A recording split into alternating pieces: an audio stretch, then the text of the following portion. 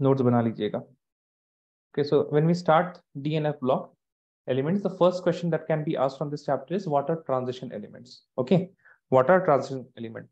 So that is defined here in this part, that anything that has incomplete d subshells. This is very important. Incomplete d subshell. ठीक है. Incomplete d subshell कहाँ पे? This is important.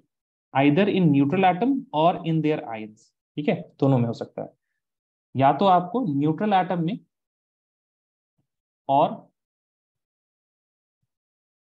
in ion. So if I take any of the d orbitals such as scandium, titanium, है ना, vanadium, ये सारी चीजों में आपको क्या मिलेगा? All of them will be having incomplete d subshells. No one will be having d10. But when I come to copper, please remember copper also has d10 configuration. Copper is what? It is 4s1 because it is 4s1 and it is 3d10. Exception है copper का 4s1 and 3d10. Now in neutral state it has 3d10, but in copper 2 plus it has how much? Tell me. 4s0 3d9, and that is why you can see that in copper 2 plus it is having what? 3d9. And when it has 3d9, it is fulfilling one of the criteria that in ionic form it has incomplete d subshell. Whereas if I check zinc for that matter, zinc has 4s2 and 3d10. Now when I have zinc 2 plus, it is 4s0 and 3d10. Now zinc in both of its neutral state and in ionic state, it is what? Having 3d10. So tell me, is this transition element? Yes or no? Is this yes or no? No. It is not a transition element. Okay, this will not be a transition element. See, that also I have highlighted here. Zinc, cadmium, and mercury of group 12 have full D10 configuration in their ground state as well as in their common oxidation state, and hence are not regarded as transition metals. Okay, understood? Yes or no? Please tell me. Rifat? Yes. Okay. So you can have multiple questions.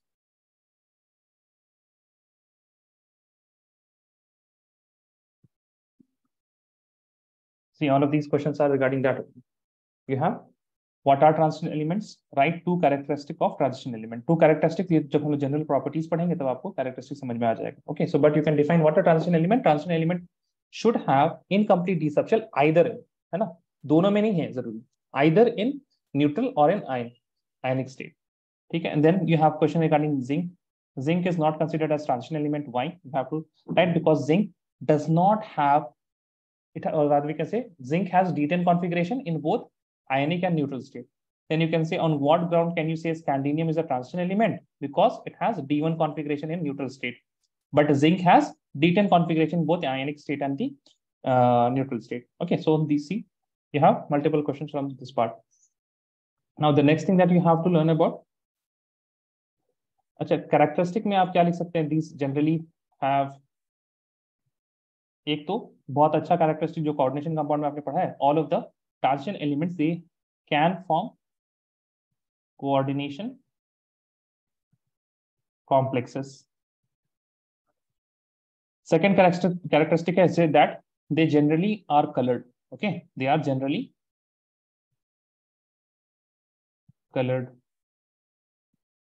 और एक characteristic लिख सकते हैं they show variable oxidation state. Okay, so there are multiple characteristics that you can write. Now, this part is electronic configuration 8.2.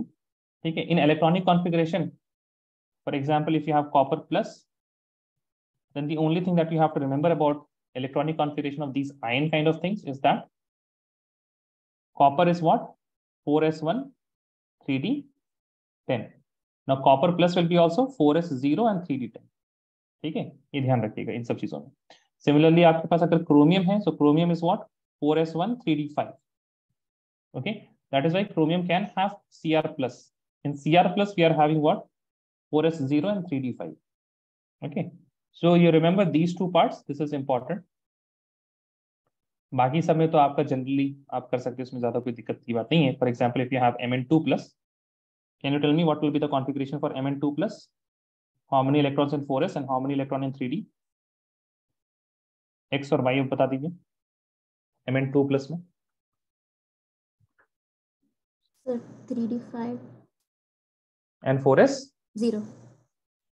ठीक है, 4s0 and 3d5.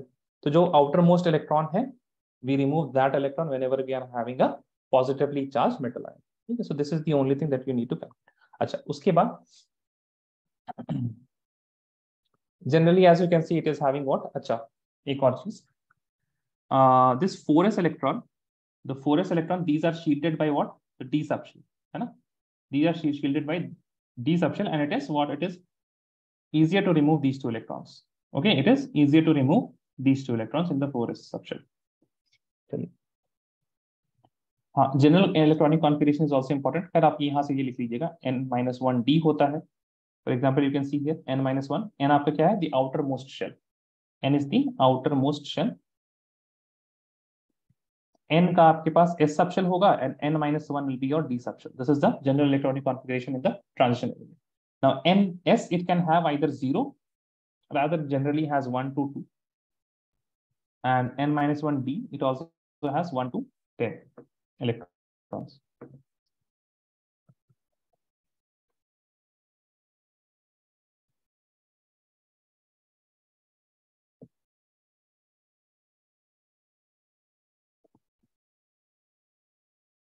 Okay, again you have the same thing here.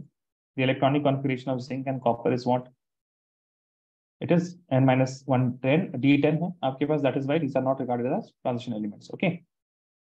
Now the important point is that this one, the d orbitals of transition elements protrude into the periphery of an atom more than the other orbitals, that is s and p. Hence they are more influenced by the surroundings as well as effect of atoms or molecules surrounding them. In some respect, ions having dn configuration, that is n is equal to 1 to 9, have similar magnetic and electronic properties.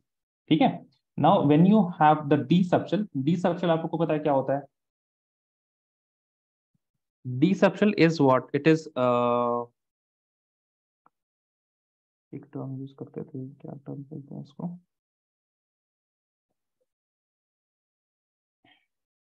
Yes.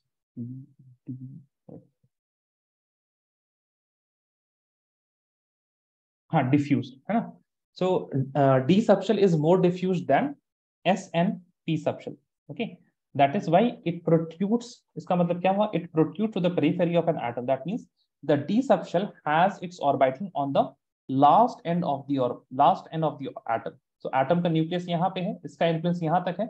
So the d orbitals are somewhere till here like this. Okay, that is why the effect on the d subshell of the surrounding is very high.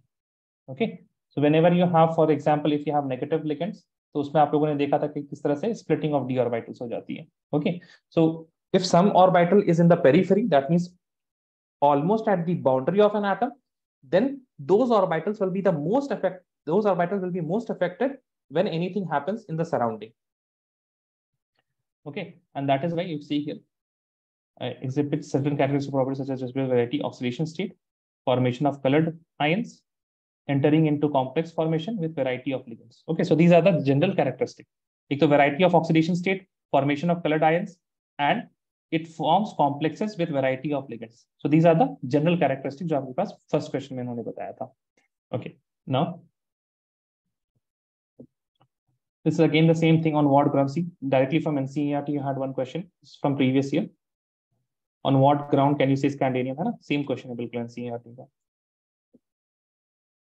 But the answer is still the same. It is in ground state it is 3d1, that is why it is transition state. But zinc atom has completely filled d orbitals 3d10 in both ground state as well as in ionic state, that is oxidized state. ये देखिए. How can you say about this one? Silver atom has completely filled d orbitals d10 on its ground state. Okay. How can you say that it is a transition element? तो हम लोग तब बोल सकते हैं because Ag plus will have 4d9 and that is why it is going to be transition state element. Is that clear? Yes or no? ये बता दीजिए आपको समझ में आया कि नहीं? Yes. सिल्वर एटम में क्या होता है? 4d10 होता है, बट सिल्वर पॉजिटिव में क्या होगा? आपके पास 4d9 होगा. Okay.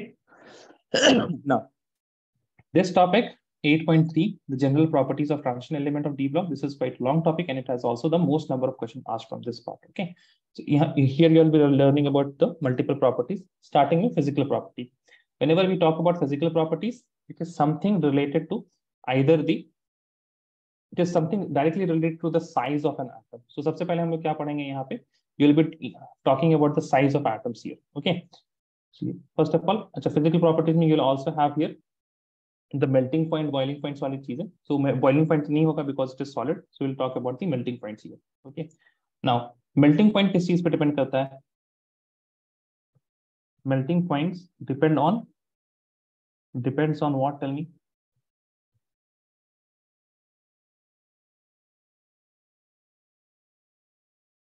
मेल्टिंग पॉइंट किस चीज पे डिपेंड करता है? If you remember haloalkane haloarene, ठीक है, उसमें एक चीज हमने बताई थी. You had one very famous question in haloalkane haloarene that M dichlorobenzene and O dichlorobenzene, they have relatively lesser melting point than P dichlorobenzene. याद है? You remember this? Yes or no, please tell me. क्या reason था इसका? क्या reason था इसका?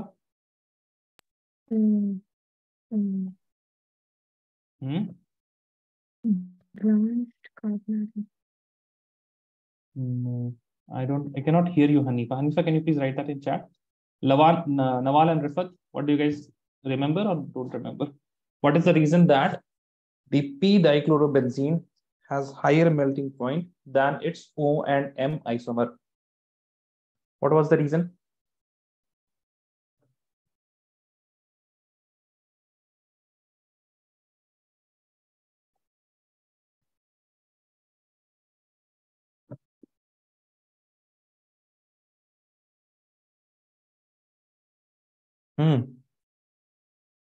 What was the reason, guys? So the positions are in this. No, not positions. देखिए melting point में ना दो चीजें मैटर करती हैं. Melting point depends, first of all एक चीज तो हमेशा ध्यान रखिए, मेल्टिंग पॉइंट हो चाहे बॉइलिंग पॉइंट हो, इंटरमॉलिक्यूलर फोर्सेस ऑफ अट्रैक्शन, है ना. ये बिल्कुल आप लोग की मतलब you should have this in your finger tips now. इतनी बार हम लोगों ने मेल्टिंग पॉइंट बॉइलिंग पॉइंट पढ़ा है ऑर्गेनिक केमिस्ट्री में, आप लोग को ये चीज याद रखनी चाहिए. ये सही है Hanifa. Okay, that is correct, that was the reason. But symmetrical होने से क्या होता है? तो melting point it depends on two things, the intermolecular force of attraction,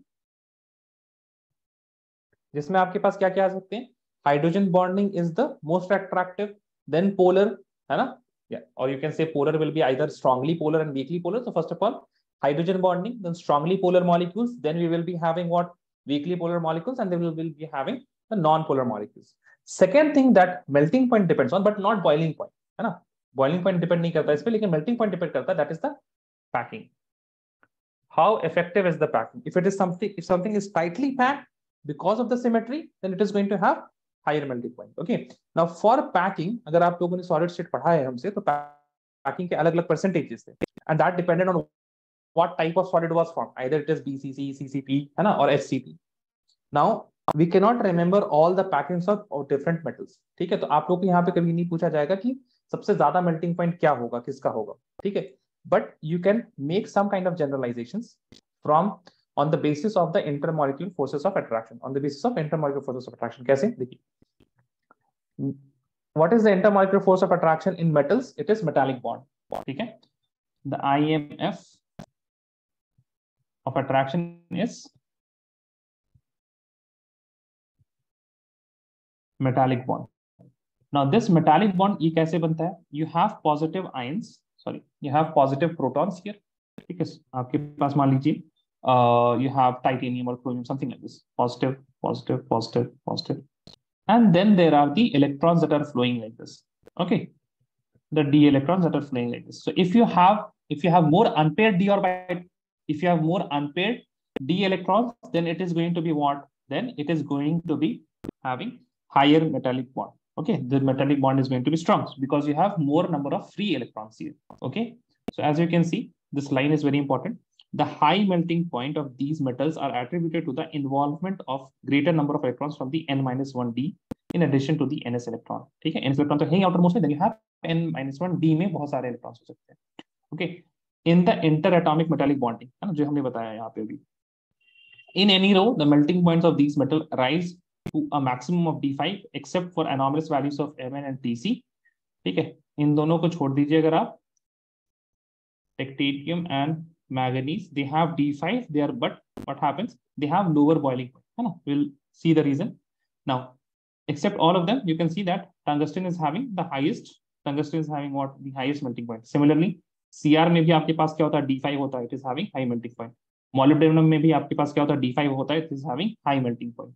Okay, so when you have D5, then generally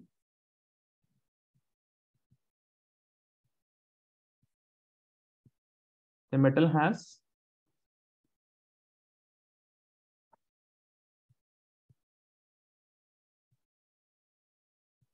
high melting point. Okay, now next thing is enthalpy of atomization. ठीक है, enthalpy of atomization पे delta H A. enthalpy of atomization का मतलब क्या होता है? enthalpy of atomization, for example you have sodium ले लेते हैं, for example you have titanium and this is solid, so how much energy will be required to convert titanium into gas? ठीक है, एक एटम बनाना है आपको, एटोमाइजेशन यानी कि सॉलिड से आपको कहां कन्वर्ट करना है, गैस में कन्वर्ट करना है. as soon as you convert something from solid to gas, gas का मतलब क्या होता है, no two atoms will be interacting with each other. Correct? In solid, what is there? In solid, there is interaction. They are having intermolecular forces of attraction. But in liquid, they have some intermolecular forces of attraction. In gas, they have zero intermolecular forces of attraction. So what we are going? We are going from solid to gas. Metals के केस में इस तरह से atomization होता है. Okay, please remember that. But if you have something like this, Cl2 gas, then in this case, what you have to you have to break the Cl2 bond. You will get 2 chlorine gas. Now this is the atomization for, this is the atomization when you have non-metallic elements, for example chlorine. ठीक है, metal के केस में क्या होगा, you just need to go from solid to gas. Now when you have gas, you have individual atoms and this is the enthalpy of atomization. Now with respect to enthalpy of atomization, उसमें क्या होगा आपके पास, it is very similar graph as you can see here. ठीक है, जो आपके पास melting point की graph है ना, and this is your the enthalpy of atomization. It is also very similar graph because the same thing. If you have more number of d electrons, then it is going to be what? If you have more unpaired d electrons, then it will be difficult to atomize it. If you have less number of d electrons, then it will be easy to atomize it. Okay. Now let us see some questions from here.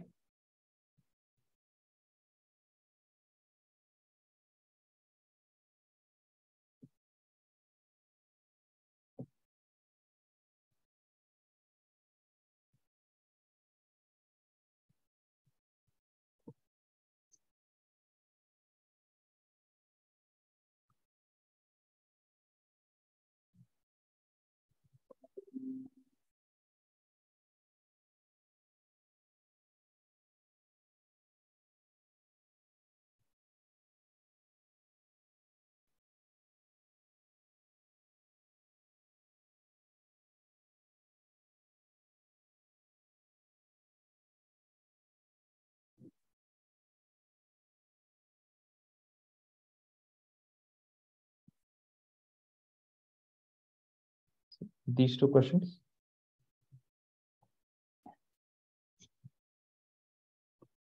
The transition elements with exception of zinc, Cd, Hg are hard and have high melting and boiling points. Why is that? We'll say because of the availability of, first answer क्या हो जाएगा आपका,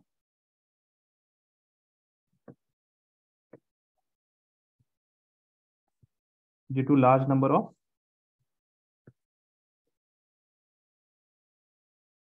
unpaired electrons in n-1d,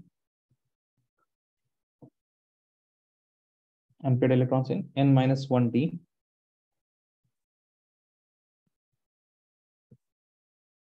in interatomic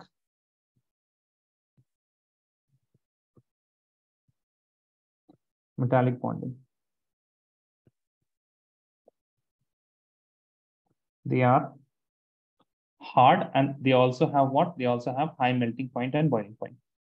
See the next question. The next question is saying that enthalpy, the ionization enthalpies of first and second in the first transition series of transition elements are found to be very irregularly.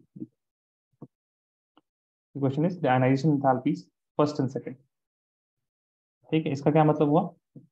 Ionization enthalpy में भी नहीं आया है वैसे, ठीक है, अभी हम लोग एंथैल्पी ऑफ एटोमाइजेशन पढ़ रहे थे, इसमें आते हैं, ठीक है ना। आयनाइजेशन एंथैल्पी आप लोग को अगर याद हो तो हम बता देते क्या होता है ionisation enthalpy. For example, if you have Fe, you have 4s2 3d6. Now if we do Fe plus, then it will be what, 4s1 3d6. So you have done first ionization enthalpy, ठीक है। So this is what यहाँ पे यही बोल रही है, ionization enthalpy first and second. So first ionization enthalpy and this is your second ionization enthalpy, 4s0 3d6, ठीक है। So this is they vary very irregularly, इसमें कोई पैटर्न नहीं है, उसके बारे में पूछ रहे, ठीक है। So we have not come into that part till now. Next is the variation in atomic sizes, ionic sizes of transition metal atoms, ठीक है। अच्छा, जो size है that will depend on what, that will depend on the intermolecular that is going to depend on the number of electrons that is present in the d subshell and also on the shielding, okay। So that is the most important thing, the shielding of d orbitals. Shielding किसका,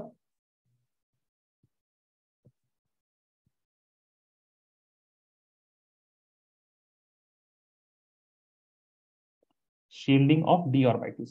अब ये बताइए आप लोग, D orbitals की shielding अच्छी होती है खराब होती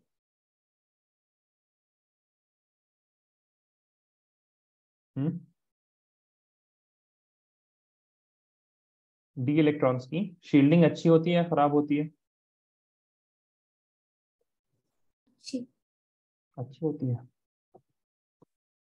शील्डिंग का मतलब क्या है, याद है आप लोगों को? What is the meaning of shielding? Yes, Nawal, Hanifa, tell me. Lanthanide contraction. Sorry? Lanthanide. नहीं वो एफ की वजह से, नहीं वो एफ ऑर्बिटल्स की वजह से होता है लैंथेनाइड कंट्रैक्शन, ठीक है। फर्स्ट ऑफ ऑल देखिए शील्डिंग क्या होती है। मान लीजिए there is a teacher like this and he is teaching here. You have 1 2 3 4 and 5 students like this, ठीक है। अच्छा, and let's suppose all of these seats are vacant and a kid is sitting here, ठीक है। and there is another case, teacher is teaching 1 2 3 4 and the kids are sitting here also, here also, here also, here also. अब यहाँ पे बताइए ये जो बच्चा है आपका कौन से केस में, ए में या बी में, किसमें ज्यादा अच्छे से टीचर की बात सुन पाएगा? टेल मी, ए केस और B case?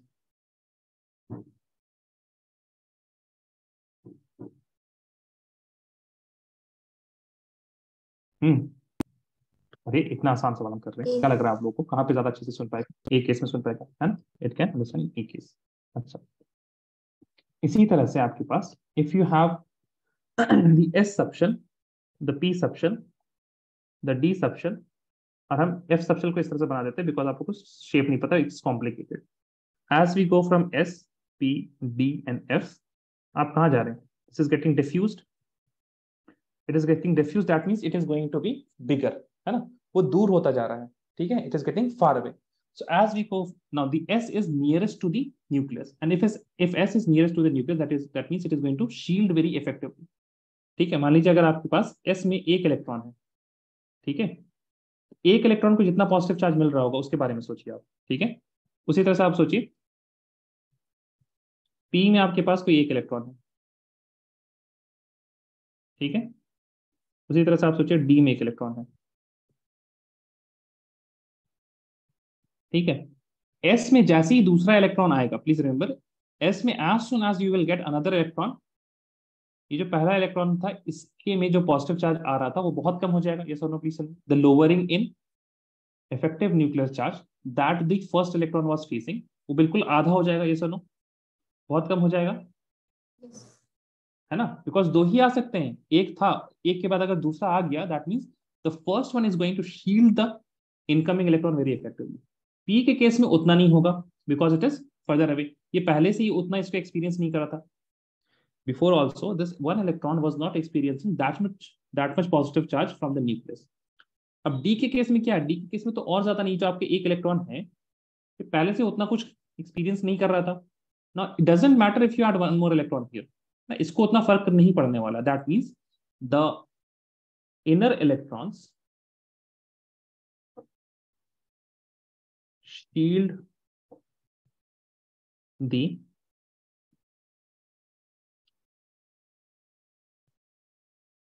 electrons in their own shell and outer shells. ठीक है, तो जो इनर इलेक्ट्रॉन्स होते हैं ना, वो अपने शेल के भी इलेक्ट्रॉन्स को शील्ड करते हैं और बाहर के भी शेल के इलेक्ट्रॉन्स को शील्ड करते हैं. ठीक है, when you have the inner electron in the 3D subshell और आपका आउटर इलेक्ट्रॉन कहाँ पे 4s में, so this 3D subshell is not effective shielding. वो इफेक्टिव शील्डिंग नहीं शो करता because it is diffuse, it can not shield much. So 4s electron के पास क्या होता है, 4s electron can get, 4s electron के पास क्या होता है, 4s इलेक्ट्रॉन वो आपके पास काफी अच्छा यहाँ पे इनको ये मिलता है इफेक्टिव न्यूक्लियर चार्ज, तो पॉजिटिव चार्ज वो काफी अच्छा मिलता है. बट जो डी सबशेल में आप इलेक्ट्रॉन लेके आ रहे हैं है ना, जब आपने 3D1 किया एंड 3D2 किया, okay, so 3D1 is not shielding very good, अच्छे से शील्ड नहीं कर रहा है, तो 3D2 को अच्छे से इफेक्टिव न्यूक्लियर चार्ज मिला, 3D3 को भी अच्छे से इफेक्टिव न्यूक्लियर चार्ज मिला. So what happens as soon as you are moving from, ये देखिए यहाँ पे scandium, titanium, vanadium, chromium, what is increasing, the nuclear charge is increasing. क्या इंक्रीज कर रहा है आपका nuclear charge, nuclear charge increase कर रहा है, यानी कि positive charge is increasing. Now when positive charge increases, so it is going to attract more, but shielding is not very effective.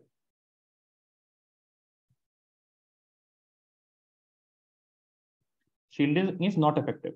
That means what is going to happen? The positive charge can attract the electrons very easily. And if it can attract the electron very easily, then what is going to happen? Size is going to decrease.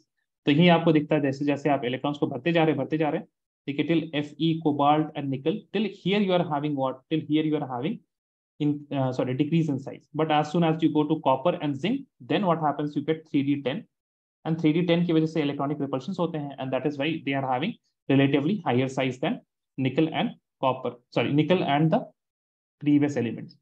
So the important thing is nuclear charge increases as we go in a transition series like this from left to right.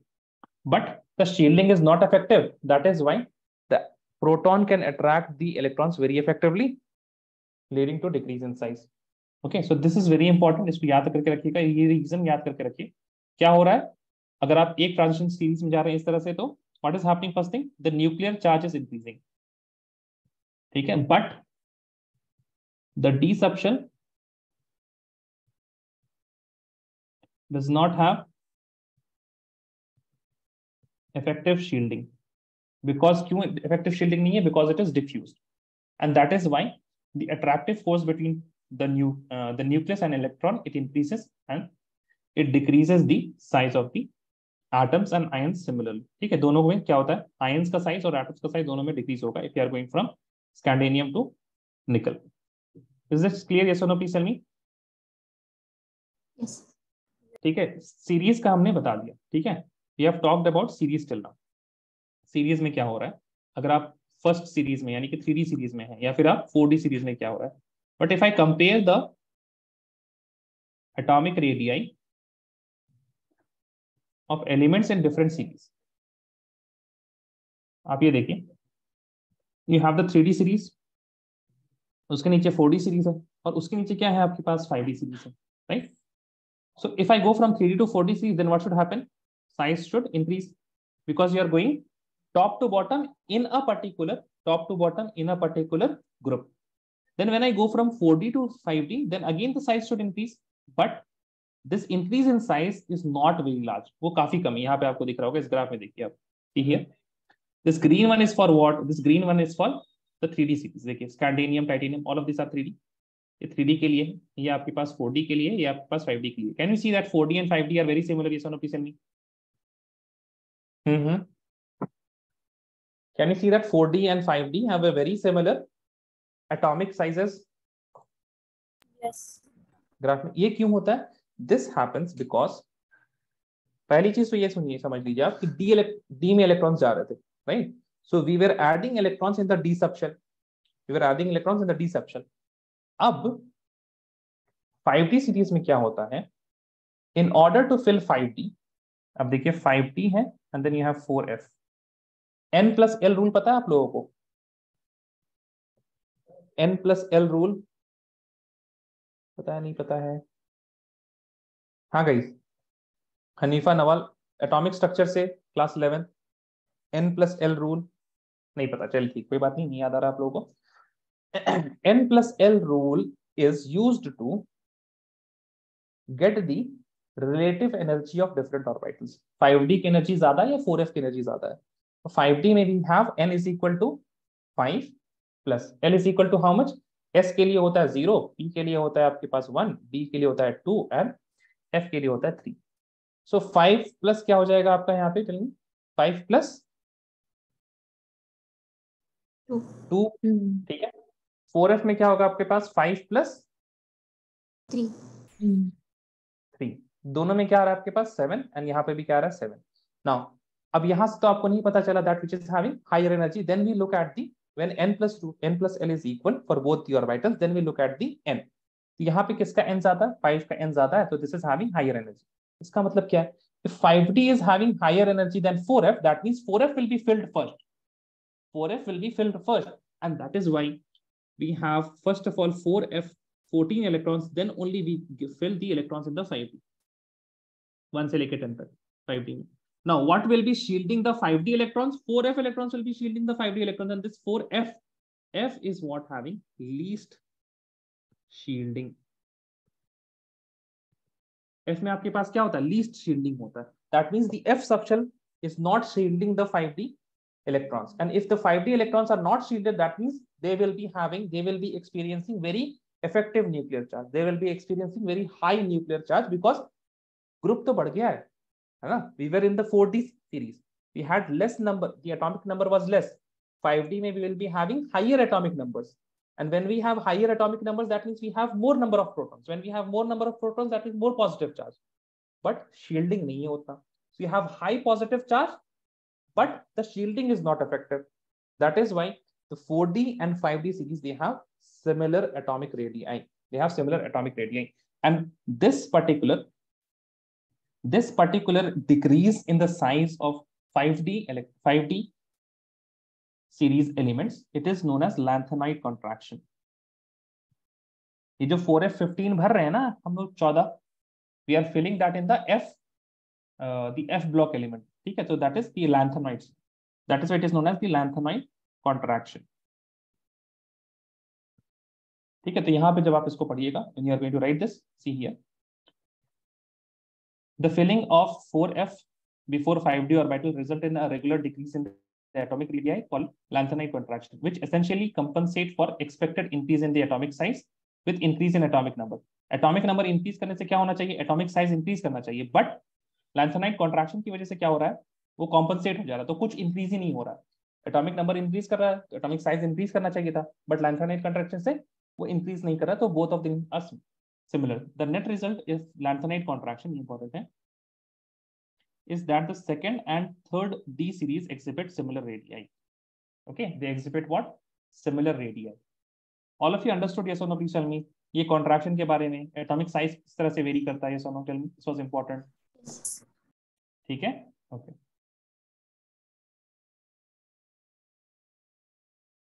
अब यहाँ पे देखिए एक बहुत ही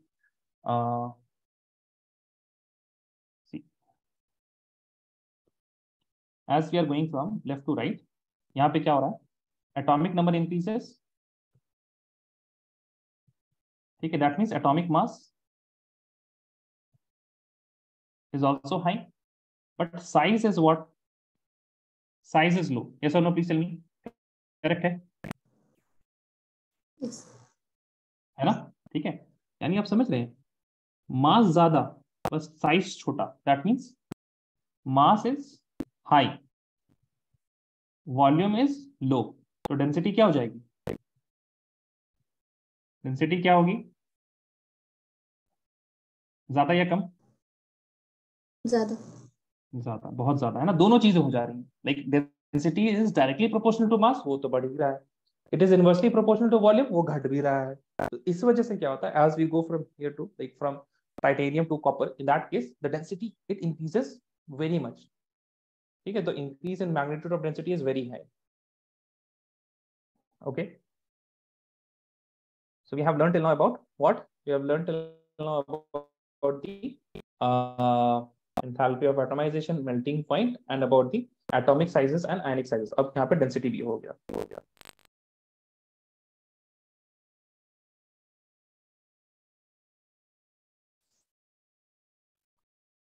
इसका क्या जवाब देंगे आप लोग बताइए 8.2 का?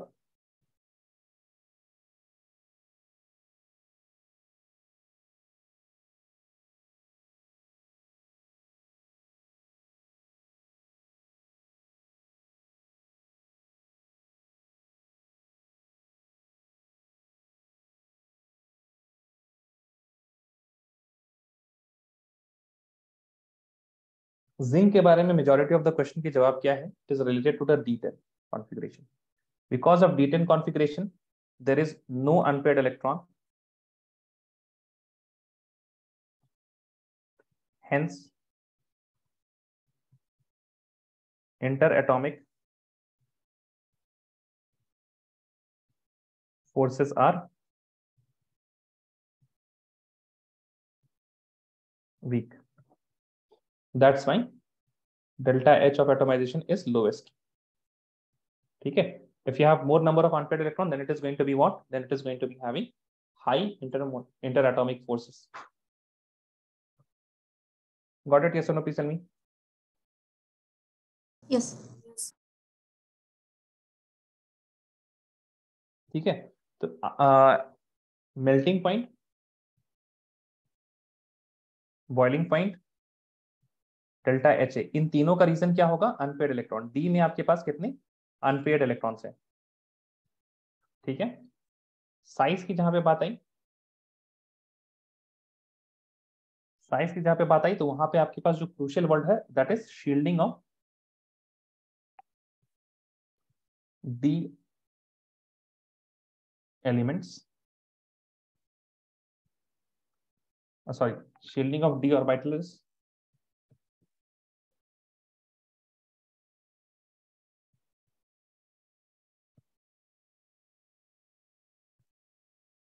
तो, है ना, ये आपका कहां पे होगा?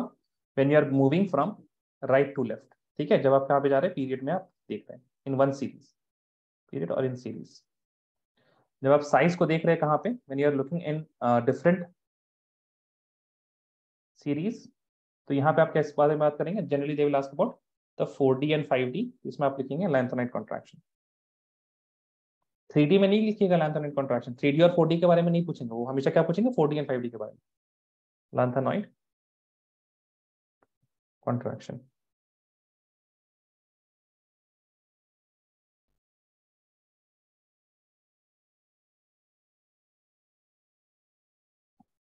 ओके, तो यहाँ तक आपने पढ़ा. Next let us look at ionization enthalpy.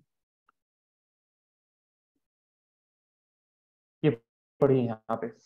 As we move along the period in 3D series, we see that nuclear charge increases from scandium to zinc. ये हम लोगों ने देखा है ना. Why the nuclear charge is increasing when we are moving from scandium to zinc?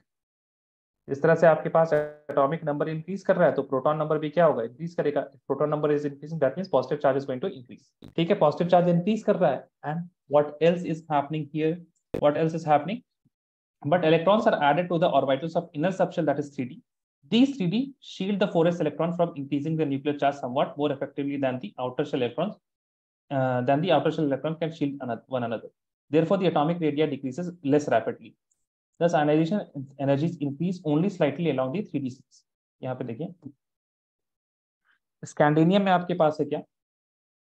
4s2 3D10, sorry 3D1. Zinc में आपके पास क्या है? 4s2 3D10. तो यहां से आपके पास D1 से लेकर D10 तक इलेक्ट्रॉन्स भर गए हैं. ठीक है, थर्ड में here you have 3D, here you have 4s.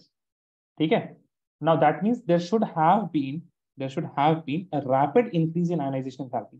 जो D में एक इलेक्ट्रॉन शील्ड कर रहा है, यहाँ पे D में कितने इलेक्ट्रॉन शील्ड कर रहे हैं? 10 इलेक्ट्रॉन शील्ड कर रहे हैं, है ना. तो होना क्या चाहिए था?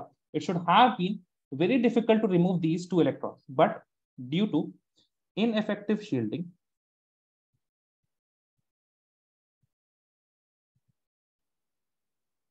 of desumption of shielding of n-1 desumption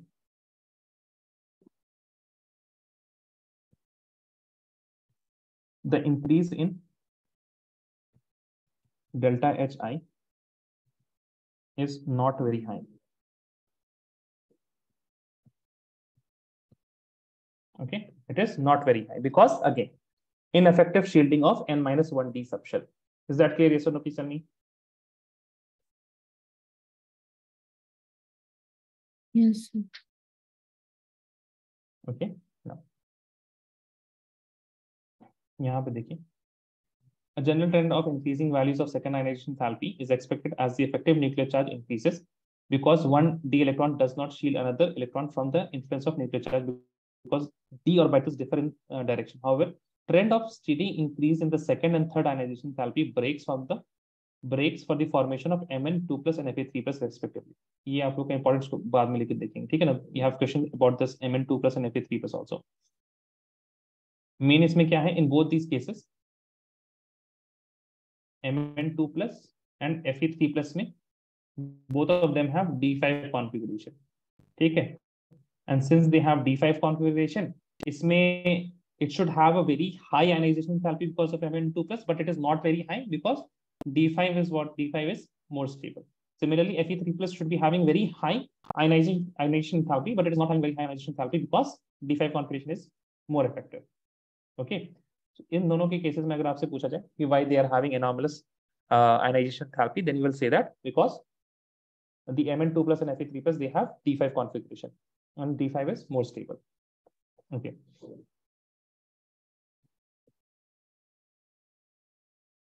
Let us see some questions here.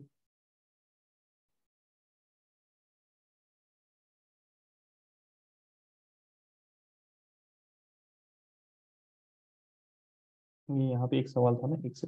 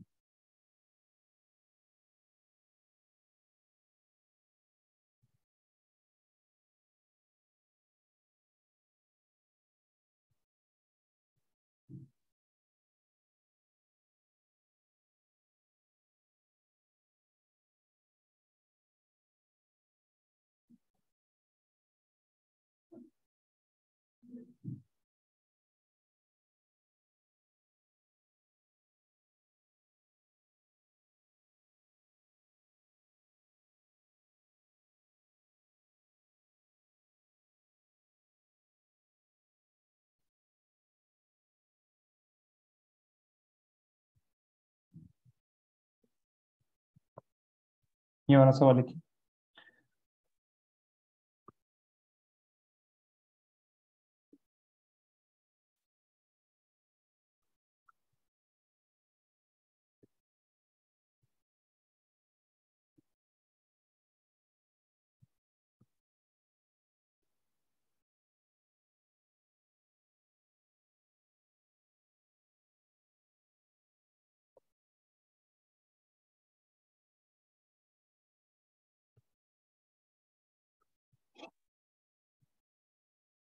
यहाँ पे लिखे ionization enthalpy first and second दोनों ही in the first series of transition element are found to vary irregularly. This is because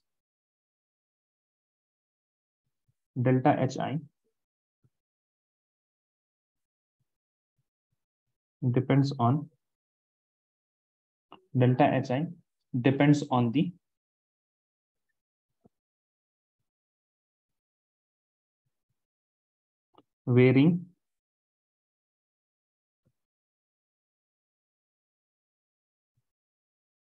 varying stability of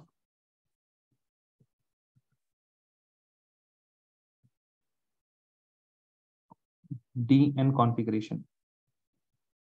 Okay, varying degree of DN configuration, ठीक है। सो सारे DN configuration equally stable नहीं होते, as you know that D0, D5 and D10, D0, D5 and D10, these are highly stable. These are all what? Highly stable. That is why we have, now if this is going to vary very much, है ना, varying stability है, तो उसी वजह से क्या होगा, you will have varying ionization enthalpies.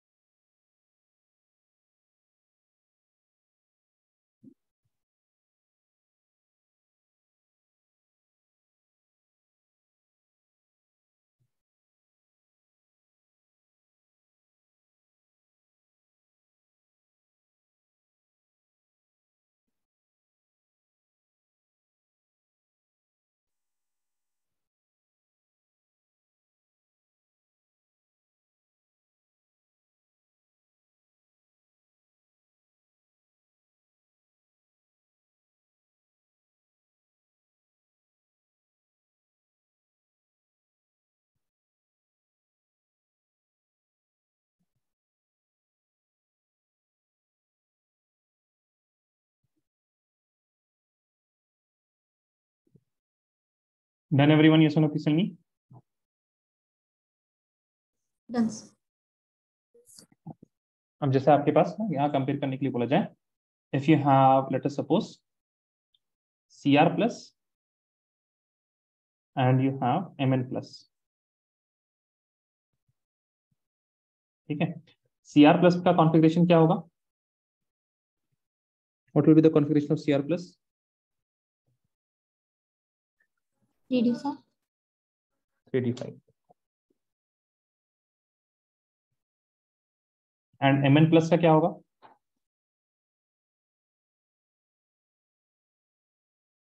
4s1 3D5. 4s1 3D5, ठीक है। अब यहाँ पे बताइए आप, किसका आयनाइजेशन एंथैल्पी ज्यादा होना चाहिए?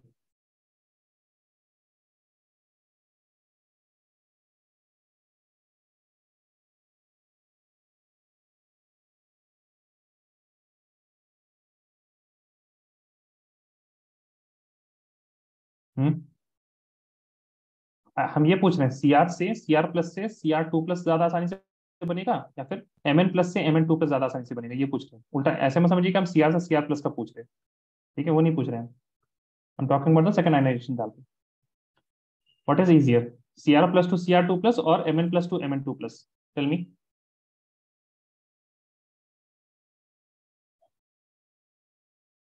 Cr2 प्लस हो जाएगा तो क्या होगा आपके पास? You will have 3D4. Mn2 positive हो जाएगा तो क्या होगा आपके पास? 3D5. तो बताइए कौन ज्यादा आसान है? Cr ज्यादा आसान है Mn? Mn. Mn No, Yeah. Cr. Mn. नहीं, ज्यादा इजी कौन है? विच is easier?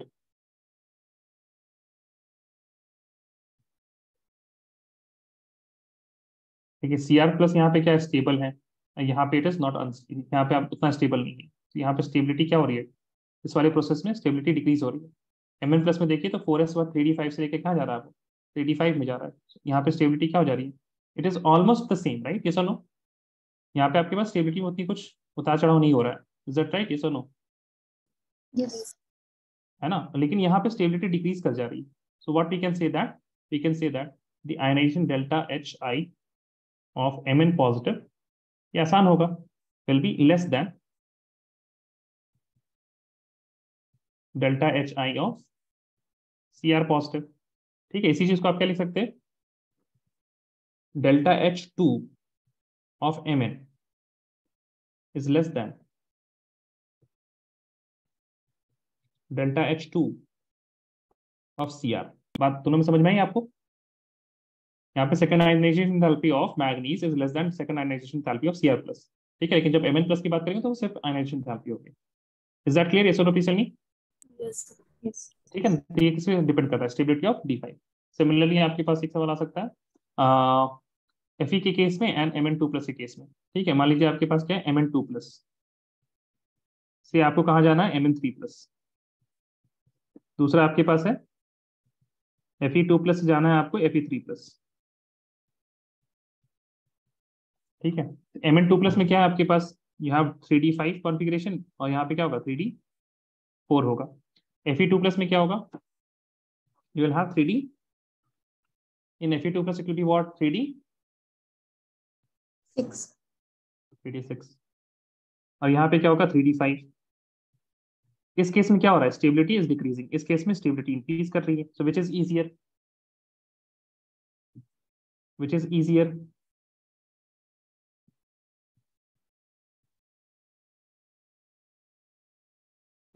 Which is easier, कौन सा होगा, फर्स्ट वाला या सेकंड वाला, कौन सा प्रोसेस आसान होगा? अरे इतना देर लग रहा है आप लोगों को, स्टेबिलिटी डिक्रीज कर रही है ना यहाँ से, तो क्यों कोई चाहेगा स्टेबिलिटी डिक्रीज कराना? आप लोग तुक्का मत मारिए ना, आप लोग ये नहीं पता है क्या? हाँ,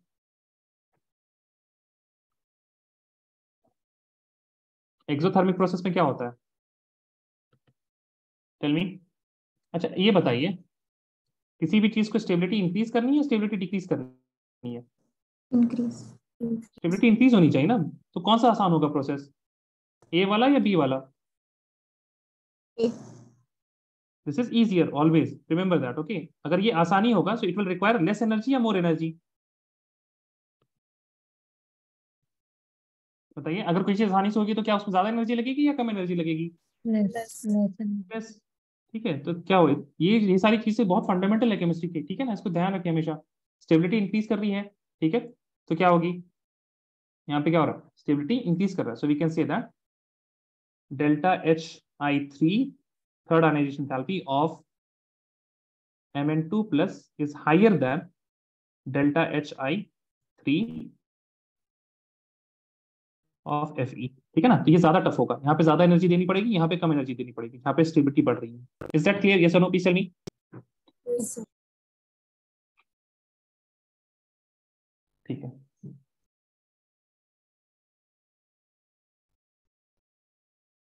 now you see the oxidation state, and this is also one of the characteristic of the D elements, that it is having variable oxidation state। यहाँ पे क्या होता है आपके पास, variable oxidation states होते हैं। Now as you can see, the variable oxidation state, it depends on the number of electrons in the 4s and in the 3d दोनों में, that is why it is having variable oxidation। हाँ, ये भी एक सवाल आता है actually, that why do transition elements, they show variable oxidation state? So they show variable oxidation state because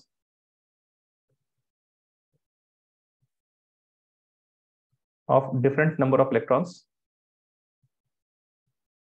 or rather it is because of participation of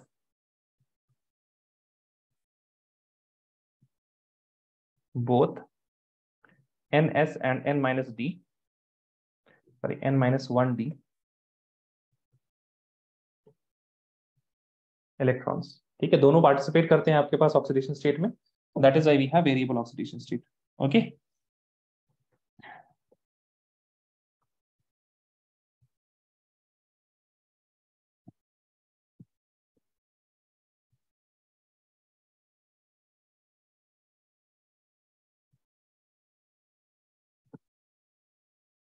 अब जैसे आप यहाँ पे देखिए, here you have been given the different oxidation state of the first row transition metals। as you can see, as you have more unpaired electrons, यहाँ पे आपके पास कितने unpaired, यहाँ पे आपके पास total electron कितने हैं, d1। here you have how many electrons, you have d2, यहाँ पे you have d3, d4, d5, d6, d7, d8, d9 and d10।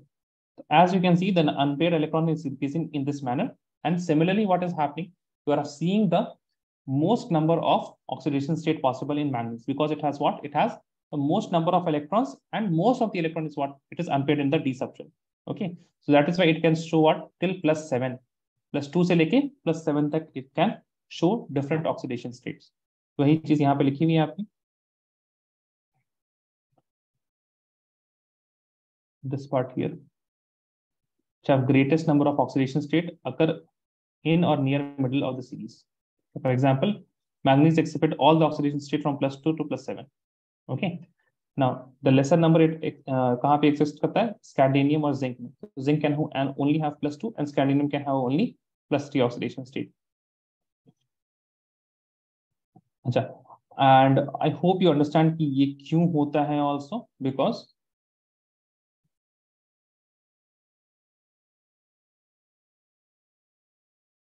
when you have more number of d electrons, तो वो if you have d5, ये पांचों के पांचों को क्या किया जा सकता है? It can be we can remove all of these 5 electrons. If you remove 1 electron, you will have, मान लीजिए 4s2 है, तो 4s2 की वजह से सबसे पहले तो क्या हो जाएगा? +2 इलेक्ट्रॉन हो जाएगा।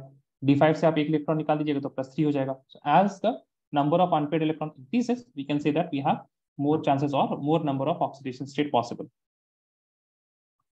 There is one question which is important. Let me see, where is it?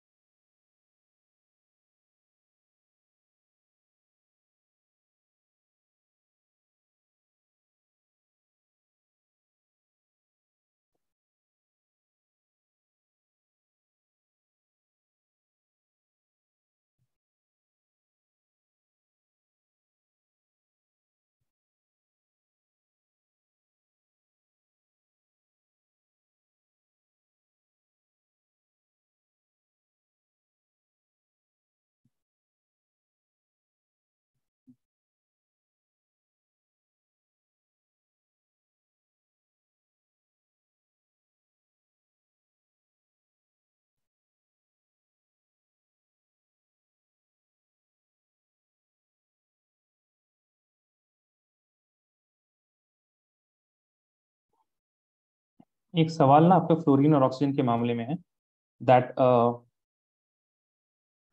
Manganese can show +7 oxidation state with oxygen but not fluorine. Why? Okay, so the answer for this is, first of all, oxygen can form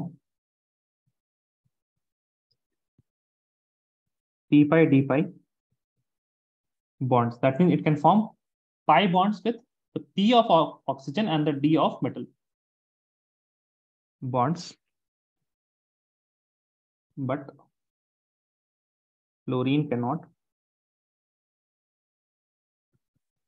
form such bonds.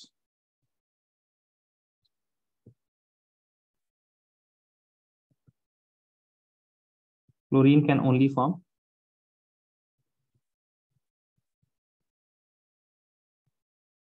sigma bonds.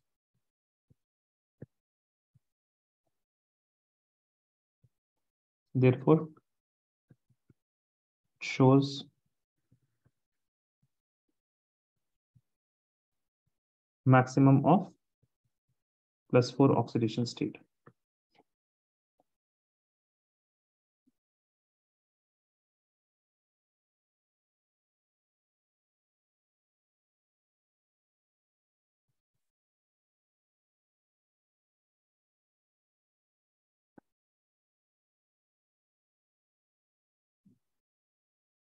अच्छा, and answer me this one.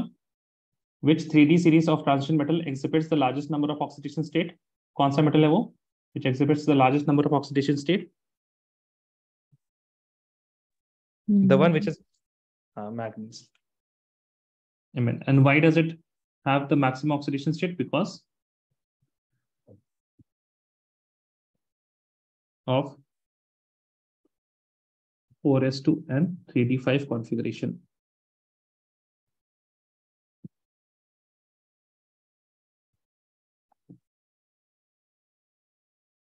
Done everyone? Yes or no, please tell me. ये लिख लिया आपने oxygen और chlorine वाला?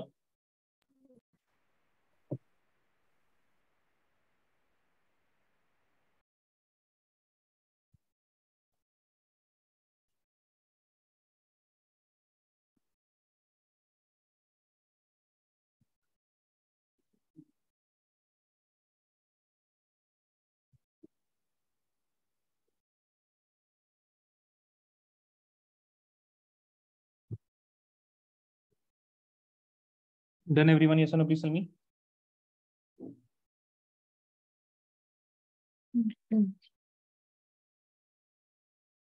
ठीक है, next है आपके पास standard electrode potential. Standard electrode potential के लिए सबसे पहले हम लोग समझते हैं कि स्टैंडर्ड इलेक्ट्रोड पोटेंशियल में होता क्या है। ठीक है, किसी भी मेटल का अगर आपको स्टैंडर्ड इलेक्ट्रोड पोटेंशियल निकालना है, for example metal it is in solid state, इसको आप लेके जाइए मेटल सम n पॉजिटिव एक्वस स्टेट में। whatever is the change in energy in this particular transformation, इस प्रोसेस में जो भी एनर्जी लगेगा that will be your standard electrode potential. Okay, now सबसे पहले डायरेक्टली आप इसको ऐसे नहीं ले जा सकते। First of all what you need to do is you need to atomize this particular metal. आपको क्या करना पड़ेगा, delta H E. Delta H E में क्या होगा, metal will convert first of all itself to gas. उसके बाद we can remove a electron metal n पर n प्लस, इसमें क्या लगेगा आपका delta H I. Now from Mn plus to aqueous you just need to solvate it, इसमें क्या लगेगा आपका delta H hydration. So standard electrode potential जो value है that depends on how many things, three things. Number one is delta HA, atomization. इसमें energy लगी। अच्छा, if you want to convert something from solid to gas, what do you think? You will require energy or the energy will be released? क्या लगता है आपको? Tell me guys.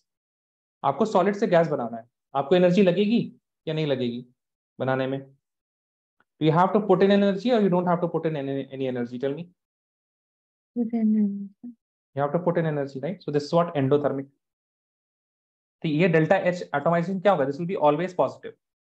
सही है, आपको एनर्जी देनी पड़ रही है तो सिस्टम का एनर्जी क्या होगा, इंक्रीज होगा, यानी कि पॉजिटिव। ठीक है, we always look at the system, chemist they always look at the system and what is happening in the system. System में यानी कि मेटल में एनर्जी इंक्रीज कर रही है because you are giving energy. किसी को आप कोई चीज देते हैं तो उसमें वो चीज बढ़ जाती है। Second is delta H ionization. अब ये बताइए, you are pulling electrons out of the influence of proton. Positive charge is in positive charge, that is the nucleus. The protons in the nucleus, they are attracting the electrons and you are removing the electrons. So what do you think, the energy will be required, yes or no? Tell me guys, electron को निकालने में energy लगेगी या नहीं लगेगी? Yes na, energy will be required. So this is also positive. But when you have some positive charge thing and then there is some negative charge thing here and they are having attractive forces like this. So attraction, it is what it is, it brings stability, and if it brings stability that means the energy will be released in this case. So hydration में यही होता है, you have the positively charged metal atom which is surrounded by oxygen and oxygen is delta negative because of its higher electronegativity and this is known as hydration. Hydration का मतलब क्या होता है, when water molecule surrounds the metal atom or metal ion from all the sides, that is hydration, and this is gives you release of energy. So third thing is delta H hydration, and this will be negative because energy is released in this case. Okay, now इन सब चीजों में generally क्या होता है, in metal atom, metal has a tendency to lose electron, that is why ionization enthalpy उतनी high होती नहीं है। Metal has high atomization enthalpy, ठीक है, that is due to more number of unpaired electrons. Just a minute. Water.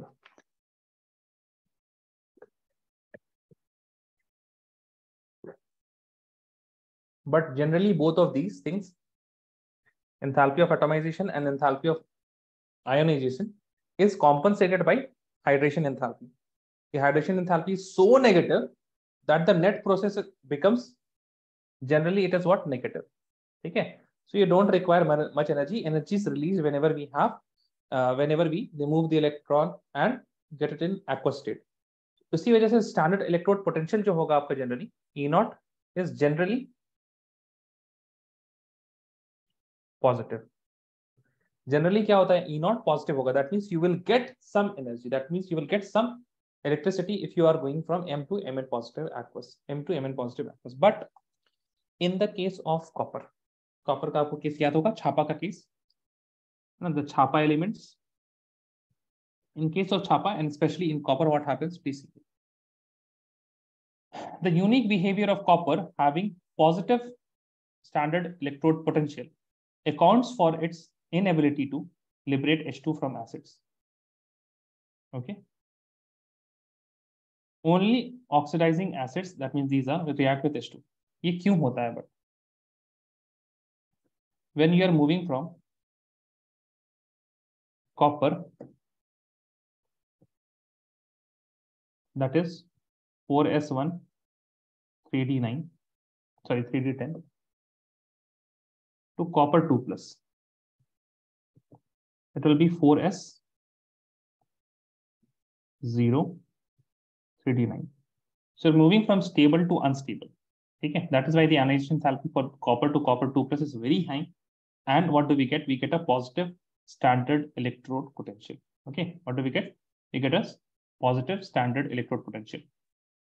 Standard electrode potential is generally defined as what? Reduction potential. इसका मतलब क्या हुआ? Please see generally.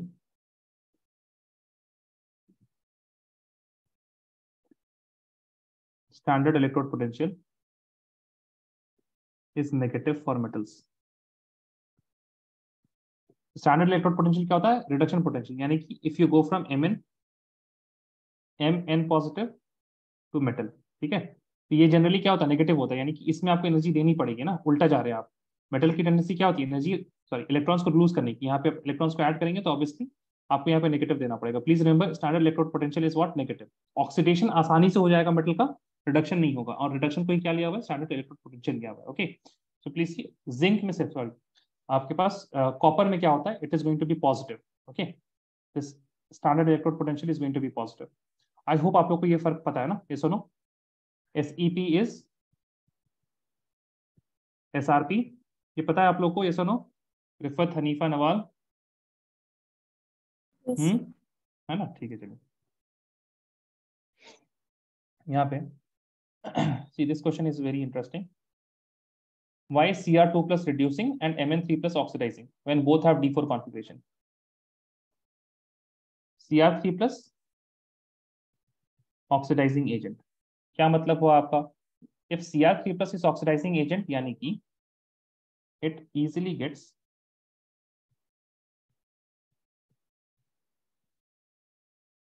reduced. Yes or no, please? नहीं, बात सही है? If something is good oxidizing agent, then that particular entity can easily get reduced. इसका मतलब Cr3 plus को आप एक इलेक्ट्रॉन दे दीजिए, है ना? गेन ऑफ इलेक्ट्रॉन होता है ना, yes or no? Cr3 plus नहीं, Cr2 plus, my bad.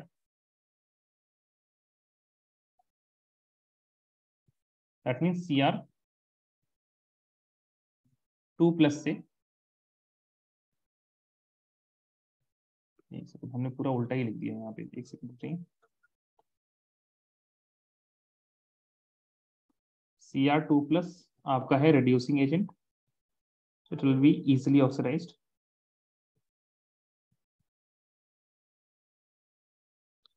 That means Cr2 plus से Cr3 plus जाना क्या है? आसान है। Cr2 plus से Cr3 plus जाना आसान है। Cr2 plus में क्या होता है? You will have 4s0 and 3d में कितना होगा electron? How many electrons in 3d? In Cr2 plus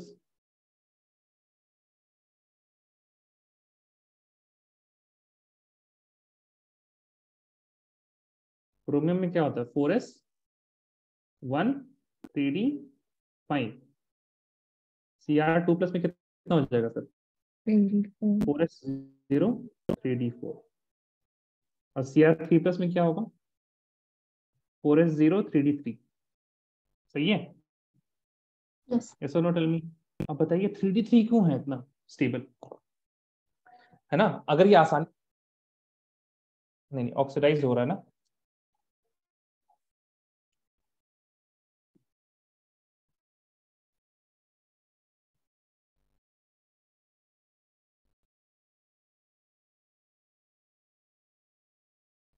हाँ ठीक, तो ऑक्सीडाइज हो रहा है यानी कि हमने इलेक्ट्रॉन निकाल दिया, ठीक है।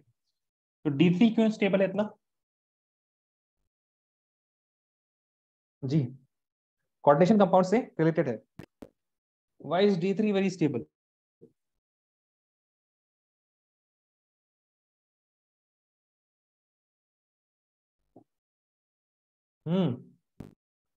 D3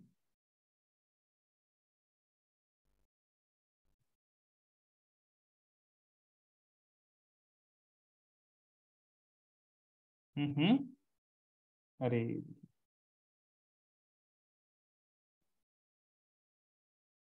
याद आया कुछ? 1 2 3, दिस हैज हाफ फिल्ड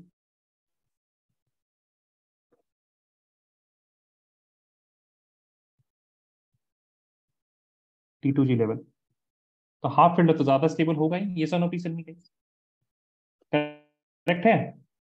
बात समझ में आई आप लोगों को? Yes. Nawal and Hanifa, what about you guys? Yes, sir. ठीक है, अब देखिए ये तो बिना कोऑर्डिनेशन कंपाउंड्स के आप लोगों को समझ में ही नहीं आता है ना। That is why I taught coordination compound first, उसके बाद डीएनएफ लॉ। यहाँ पे क्या हो रहा है D3 में, जैसे ही D3 आए, ठीक है ना, हम ये केस आपको बिल्कुल बता दे रहे हैं। इफ यू हैव D3 और यू हैव D6, इन दोनों में ही क्या होगा आपके पास, आप इसी को लिख दीजिएगा। इसमें क्या होगा, हाफ फिल्ड T2G, और यहाँ पे क्या हो जाएगा, फुली फिल्ड T2G, इस वजह से ज्यादा स्टेबल। ठीक है, आप लोगों को देखना ही नहीं है, D3 मिला, D6 मिला, फुली फिल्ड, हाफ फिल्ड। देखिए अगला क्या बोला है उन्होंने, then they said that Mn3 plus is oxidizing. Mn3 plus is oxidizing agent, यानी कि this will easily gets reduced. Reduce का मतलब क्या होता है, gain of electron. That means Mn3 plus से आप एक इलेक्ट्रॉन दे दीजिए तो क्या हो जाएगा, Mn2 प्लस। Mn में कॉन्फ़िगरेशन, Mn3 प्लस में कॉन्फ़िगरेशन क्या रहेगी आपकी, Mn3 प्लस में क्या रहेगी, इट विल बी D4, है ना। Mn2 प्लस में इट विल बी D5। यहाँ पे क्या हो जाएगा, हाफ फिल्ड डी सब्शन, और उसमें क्या था, half filled T2G। Right this down.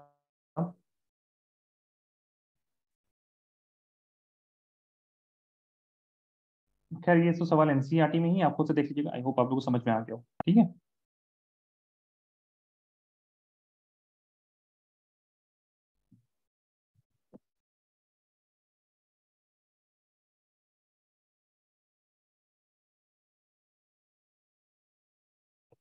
है ना। तो यहाँ पे तो इन्होंने बताया वही चीज, कॉपर का पॉजिटिव होता है, why it is possible, and why copper has a positive standard electrode potential. ठीक है ना, तो यहाँ पे क्या होगा, because due to high delta H A and low delta H hydration. Okay, that is the reason. ठीक है, अब आपके पास है, ये तो आपके पास कौन सा था, एम स्टैंडर्ड इलेक्ट्रोड पोटेंशियल, जहां पे आपके पास क्या हो रहा है, you have M2 plus two M। अब कैसे आपके पास, when you are moving from, when you have M3 plus two M2 plus. ठीक है, इस वाले के बारे में है, please see the next part. The stability of half filled D subshell in Mn2 plus and completely filled D configuration in Zn2 positive are related to their high values of delta, ठीक है, high values of E0 reduction। आपको पता है Mn2 plus से Mn3 plus is very difficult, है ना। Mn2 plus से Mn3 plus क्या है, बहुत ज्यादा difficult है। That is why it will have what, it will have very high E0 reduction। ठीक है, it will have very high E0 reduction। Then similarly zinc में भी आपके पास क्या है, जिंक में यू हैव D10। D10 से एक इलेक्ट्रॉन निकालना बहुत मुश्किल, D5 से क्या जा रहा है, D4 जा रहा है, एक इलेक्ट्रॉन निकालना बहुत मुश्किल। Okay, so that is why Mn3 plus से, अच्छा, और Mn3 प्लस से Mn2 प्लस आना, this is very easy because we are going from unstable, sorry, D4 to D5। ठीक है, so first of all this is the part that where you have high E0 of 2 positive and zinc 2 positive। ठीक है,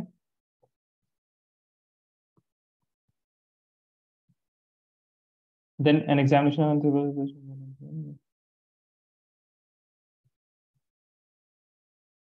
then you have the same things here only। okay, so you have because of the D5 subshells, okay, because of the D5 subshell। अच्छा, ये आपके पास trends of stability of higher oxidation state, यहाँ पे आपके पास वो मैग्नीज का फ्लोरीन एंड ऑक्सीजन वाला केस है। Okay, please see The ability of fluorine to stabilize the highest oxidation state due to either higher lattice energy, as in the case of COF3, or higher bond enthalpies for different higher covalent compounds. But yeah, although एक second.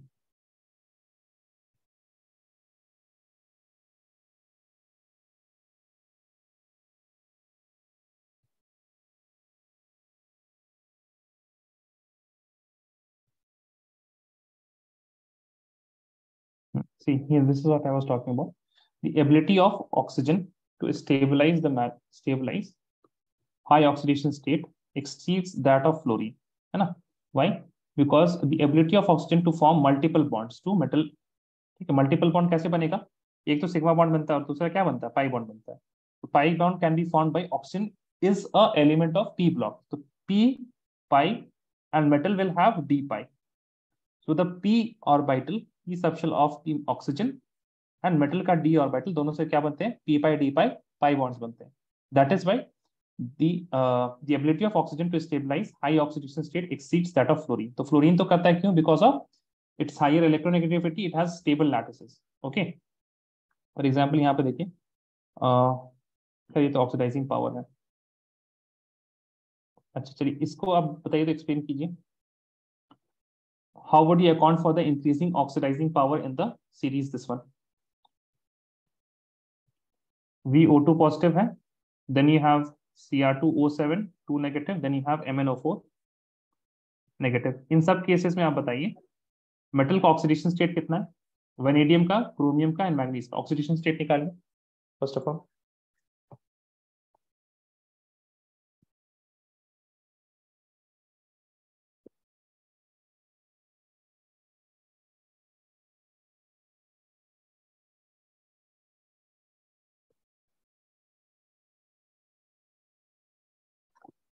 For the first one, tell me what is the oxidation state? VO2 negative में क्या होगा? X plus 2 into minus 2 is equal to plus 1. So X will be equal to what? Minus 4. That will go that side. That will become what? Minus 4 will minus 4 will go there ना, तो क्या हो जाएगा आपके पास? +5. Chromium में क्या होगा? Chromium में we'll start with 2x plus 7 minus 2 is equal to minus 2. So 2x will be equal to what? 7 2 is 14. 14 minus 2 will be equal to 12. So x is equal to plus 6.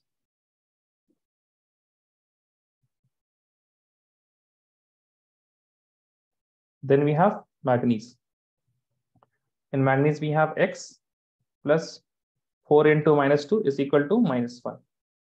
So x will be equal to 4 2 is 6 minus 1, that is equal to plus 5. क्या बोला इन्होंने? How would you account for the increasing oxidizing power? That means all of these are what they can get easily reduced. Yes or no, please tell me. है ना, आसानी से reduce हो सकते हैं. How?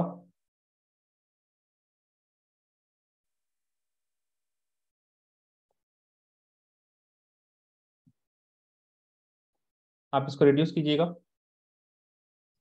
इसको reduce कीजिएगा और इसको reduce कीजिएगा.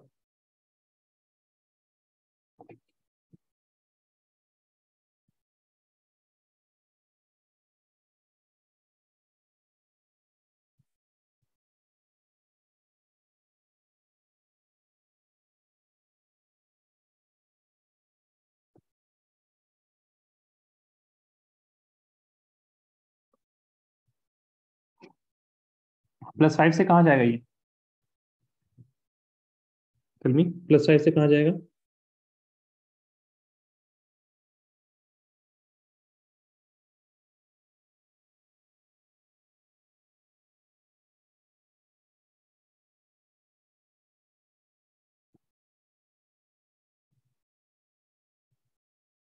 एक सेकंड, यहाँ पे इसका +7 होगा ना, सॉरी 4 2 से 8 minus 1, ये +7 होगा.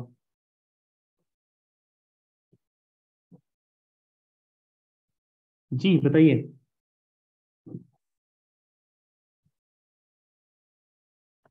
All of these are highest oxidation state. Mn का +7 से ऊपर हो सकता है, yes or no? +7 से ऊपर हो सकता है, बताइए। No. नहीं हो सकता है। +6 क्रोमियम का +6 से ऊपर हो सकता है? हो ही नहीं सकता भाई। बिकॉज देखिए Mn में क्या होता है आपके पास, Mn जो न्यूट्रल होता है that has 4s2 5d5। 7 electron तो होते हैं, सातों के सातों आपने निकाल दिए। अरे भाई जब आपने सातों के सातों निकाल दिए अब क्या होगा, अब तो 7 के बाद तो नीचे ही जाएगा ना। So it can only be oxidizing, it can only be oxidizing agent. That means ये खुद ब खुद क्या होगा, it will gain electron।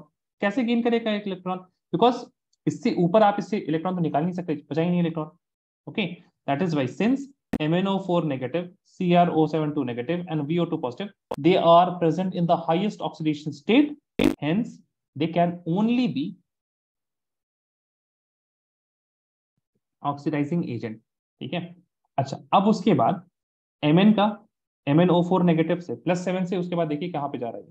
चलिए सी, +7 से सीधा कहाँ जा रहा है ये, ऑक्सीजन के अगर मॉलिक्यूल्स बनाएगा, it is going from +7 to सीधा +4। यस और नो प्लीज टेल मी। दिखा आपको? Yes. क्रोमियम का देखिए +6 से कहाँ जा रहा है, सीधा +4, है ना। और वनेडियम का भी देखिए +5 से कहाँ जा रहा है, +4। Is that clear? यस और नो प्लीज टेल मी। सबसे पहली बात ये चीज, Yes. ठीक है। सो +5 टू +4 +6, तो सबसे ज्यादा चेंज कहाँ पे आ रहा है? So from very highly charge species it is going to low charge. ये सारे के सारे एंड तो एक जगह हो रहे हैं, लेकिन Mn आपका यहाँ पे था, यहाँ पे आ रहा है। क्रोमियम आपका यहाँ पे था, यहाँ पे आ रहा है। और वैनेडियम आपका यहाँ पे था और यहाँ पे आ रहा है, right. As you can see this change is having what, the lowest, sorry the highest lowering of energy. उसके बाद इसका एनर्जी लोअर हो रहा है, उसके बाद इसका एनर्जी लोअर हो रहा है। That is why MnO4 will be having the highest oxidizing power because it is going from +7 to +4। इसको लिख लीजिए। as the stability of as the stability of lower species increases from vanadium +5 to Mn +7, hence we can say that MnO4 negative is having the highest oxidizing power।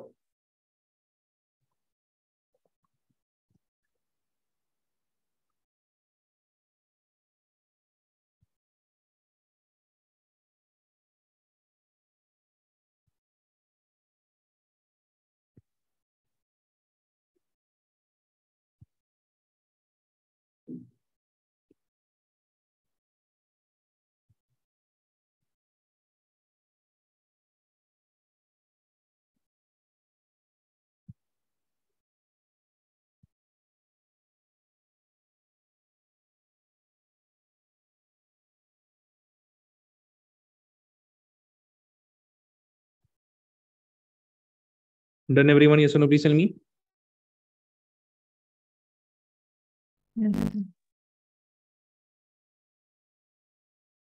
अब उसके बाद आपके पास बहुत ज्यादा tough topics नहीं है। अच्छा ये पहला वाला भी सवाल आपका सीधा NCERT से था।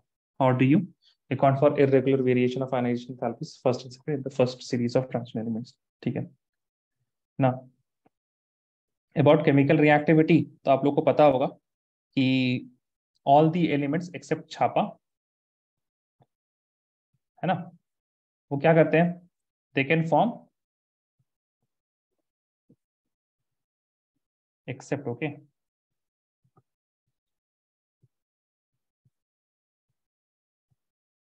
H2 in presence of acid. ठीक है, याद रखिएगा।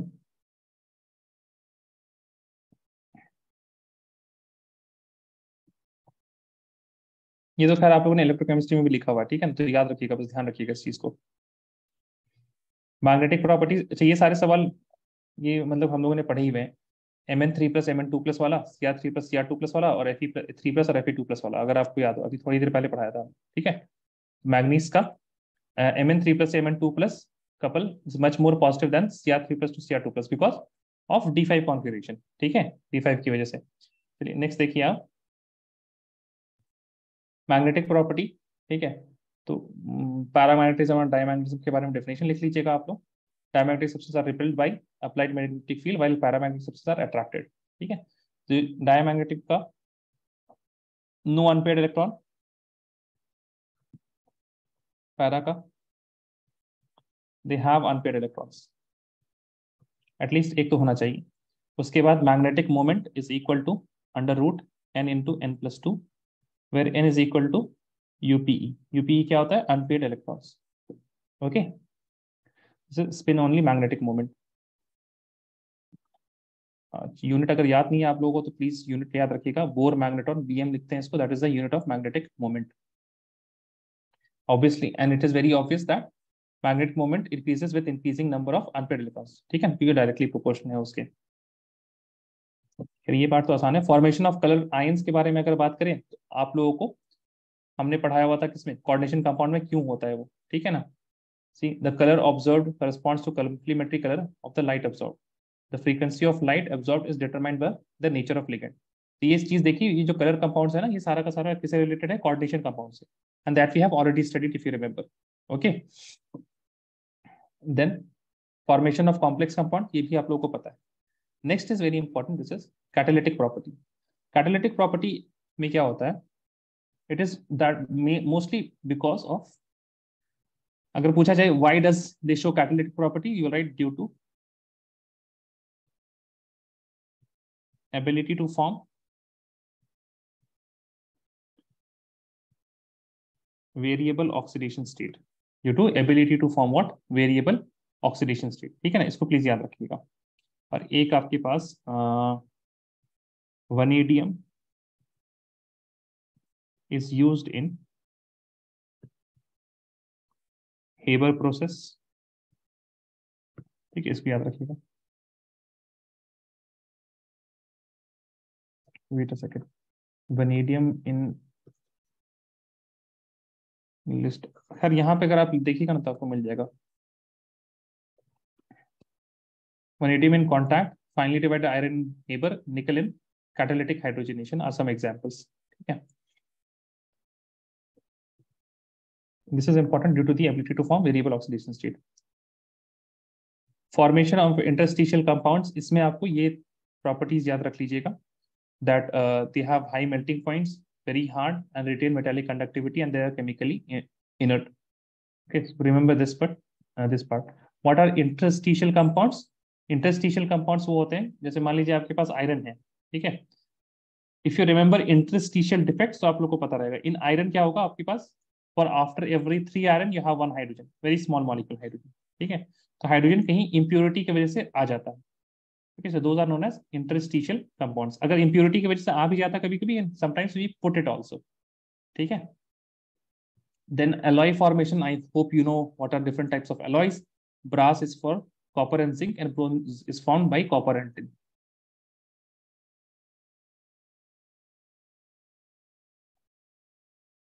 Now this question is important. Why Cu plus is unstable in aqueous solution? Cu plus का कॉन्फ़िगरेशन बताइए क्या होगा? Cu plus का कॉन्फ़िगरेशन क्या होगा? 0 3d5 4s 4s 0 0 0 and 3d 3d 5 3d5, ठीक है। अच्छा, अगर आपके पास एक्वस है तो वहां पे आप बताइए क्या होगा? If water is the ligand, है ना, एक्वस में जैसे ही आपने Cu प्लस डाला, what is going to happen? You are going to form a complex, ठीक है, and that will be CuH2O whole 6 plus. अब वहां पे बताइए, if you have water as a ligand, water strong field है या weak field ligand है?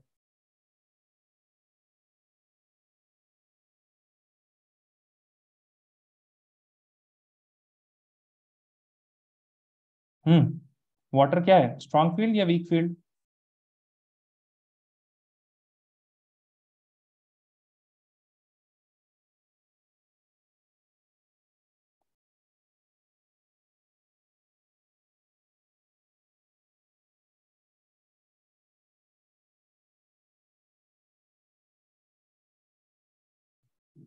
Sir, weak. It is what? It is Weak. weak filled. Weak filled again. Okay. अच्छा. And when you have see, एक दूसरा reason यहाँ पे ये है, वीक फील्ड लिगेंड की वजह से क्या होगा? डेलो ज्यादा बड़ा नहीं होगा. डेलो अगर ज्यादा बड़ा नहीं होगा तो पेयरिंग नहीं होगी. पेयरिंग नहीं होगी तो क्या होगा? If pairing does not happen then what will happen? You will have unstable compound. Okay. Pairing अगर नहीं होगी तो आपके पास ऊपर के इलेक्ट्रॉन्स लगेंगे. ठीक है. That is one reason. The another reason is, please write here,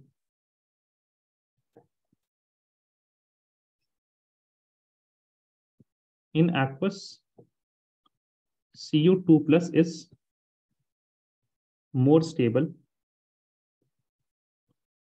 due to high hydration enthalpy.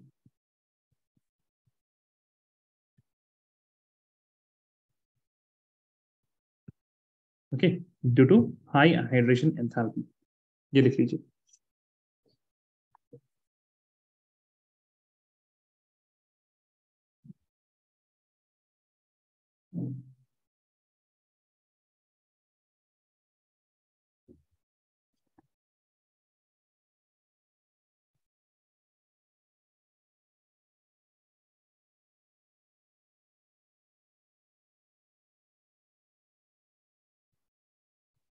ठीक है. और आपका Cu प्लस जो है ना, aqueous केस में it also gives disproportional reaction. Cu plus convert हो जाता है 2 कॉपर को अगर आप लीजिएगा, एक कॉपर में हो जाएगा Cu2 plus, and then you will get 1 copper in neutral state. So it also shows disproportional reaction.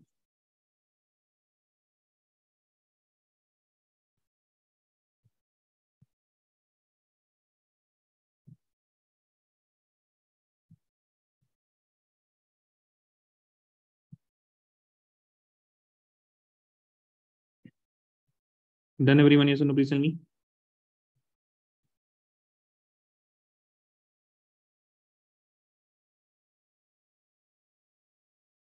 हाँ गाइस, लिख लिया आप लोगों ने डिस्प्रोपोर्शनेशन रिएक्शन जो है?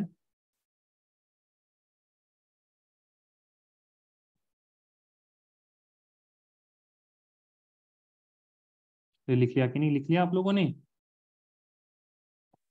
You wrote this reaction ना guys? Rifat, Hanifa, Nawal, what happened?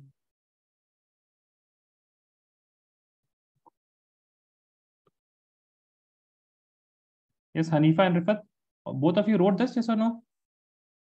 Yes, sir. अरे हाँ ना, तो बोलिए इतना टाइम लगा देते आप लोग खाना बोलने में. Okay. Next major important thing is the potassium dichromate के बारे में आपको पढ़ना है ना. सोडियम हो या पोटेशियम डाइक्रोमेट हो, दोनों के बारे में. And then you have to learn about potassium permanganate के बारे में, KMnO4 में. ओके. सो यहाँ पे आपके पास mainly you have reactions, but आप लोग इसको ये याद करके रखिएगा, both of these are what? K2Cr2O7 and KMnO4 are strong oxidizing agent. ठीक है. both of them are what? Very strong oxidizing agent. अच्छा, क्यों oxidizing agent? They are strong oxidizing agent because both of them are present in their maximum oxidation state. They're present in maximum oxidation state. आप यहाँ पे देखिए, ये reactions हैं कुछ. These are important reactions. ठीक है. अगर आपके पास आयोडाइड है तो उसको ऑक्सीडाइज कर देगा किसमें? आयोडीन में. ठीक है. If you have sulphide, if you have what? S2 negative. देखिए H2S में क्या होगा? S will be having 2 negative. If you have sulfide, then it will convert it to what? Sulfur. If you have tin2 plus, तो इसको किस में convert कर देगा ये? SN4 positive. If you have Fe2 plus, it will convert it to what? Fe3 plus. Okay, so remember these points. यहाँ पे आपने एक रिएक्शन दिया हुआ है, Cr2O7 2 negative plus 14H plus plus 6 Fe2 plus is going to give you what? ये Cr3 plus plus 6 Fe3 plus and 7H2O. Okay, so you can write another reactions for these two also. Sn के वजह से, Sn के लिए, sulphur के लिए and iodine के लिए. अब बताइए इसमें से किसी एक का रिएक्शन हम लिख के बताते हैं आपको कैसे लिखना रहेगा. It is given for Fe, tell me for which one should I write? बताइए, आयोडीन, सल्फर और टिन।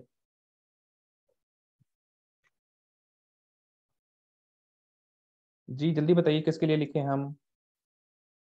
सल्फर। सल्फर। ठीक है, आपको इतना याद रहना चाहिए सर, ठीक है ना। आप हम क्या एक्सपेक्ट कर रहे हैं आपसे? सल्फाइड से क्या बन रहा है? ये सल्फर हो जा रहा है। It is going from sulphide two sulphur, इतना आपको पता रहना चाहिए। एंड ऑल्सो Cr2O7 2 नेगेटिव से कहा जाएगा? ये Cr3 पॉजिटिव जाएगा। ठीक है, ये दो दो चीज आपको बस पता होना चाहिए। First of all you right, क्या लिखिएगा आप यहाँ पे सबसे पहले?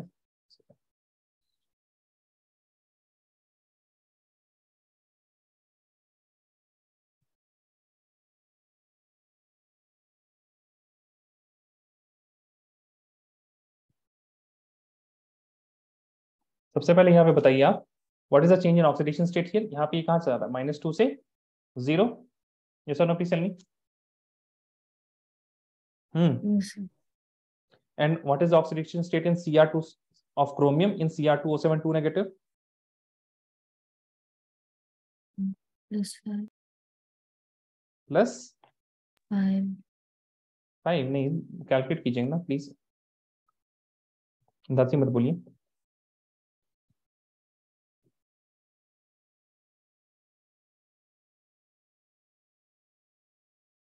What is the oxidation state? 6. +6 है ना। Yes. और यहाँ पे कितना है इसका?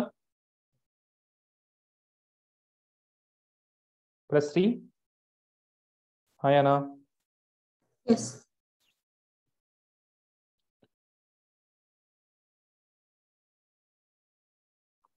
The change in oxidation state here is of 2.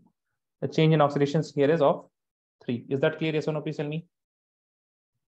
जल्दी बताइए।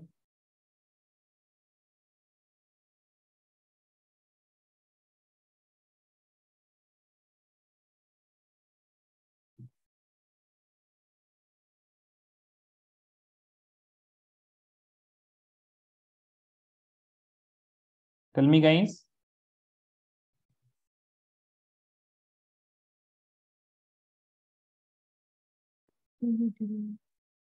Sorry, What did you ask? आवाज ही नहीं आई। I'm asking, the change in oxidation here is what? 3, and here the change in oxidation state is 2. अच्छा, एक और चीज यहाँ पे आप लिखिए, this chromium will be 2 chromium because यहाँ पे Cr2 है। Is that right? Yes or no? Please tell me. Yes, sir. ठीक है, यानी कि कितनी इलेक्ट्रॉन की रिक्वायरमेंट होगी यहाँ पे? This will be requiring 6 electrons, right? Yes. है ना। देखिए, एक क्रोमियम को 3 चाहिए, 2 क्रोमियम को कितना चाहिए टोटल? 6 चाहिए। Is that right? यस और no? Please tell me. Yes, sir. ठीक है, अब लास्ट में देखिए आपको क्या करना रहेगा। यहाँ पे ऑक्सीडेशन स्टेट कितना चेंज हो रहा है? 2 का। ठीक है, और आपको कितने इलेक्ट्रॉन चाहिए? 6। So in total I can say that if I have 3s2 negative, तब भी यहाँ पे आप कितने इलेक्ट्रॉन का एक्सचेंज हो जाएगा? 6 इलेक्ट्रॉन का। यस और नो? प्लीज टेल मी। सही है ये? Yes, sir. इतना ठीक है। चलिए, आपके पास अब कितना, अब क्या बचा है? बस यहाँ इलेक्ट्रॉन्स बैलेंस हो चुके हैं, अब आपको क्या बैलेंस करना है? बस चार्ज बैलेंस करना है। Here you have 3s2 negative plus Cr2O7 2 negative is going to give you sulphur. Sulphur पे तो 0 चार्ज है, प्लस 3Cr3 पॉजिटिव। ठीक है, अब बताइए यहाँ पे टोटल चार्ज कितना है? What is the total charge? 2 negative, 2 negative कितना हो गया? -4 ना? नहीं, -4 नहीं हुआ, एक सेकंड ज्यादा हुआ। 3 एलिमेंट है आपके पास, 2 नेगेटिव चार्ज, यानी कि सल्फर में टोटल चार्ज हो गया -6, क्रोमियम में हो गया -2, दोनों को मिला दीजिए कितना हो गया? -8 चार्ज हो गया टोटल यहाँ पे। हाँ या ना बताइए। Mhm. 3 हो जाएगा, वेट अ सेकंड, क्रोमियम 2 है आपके पास, सॉरी।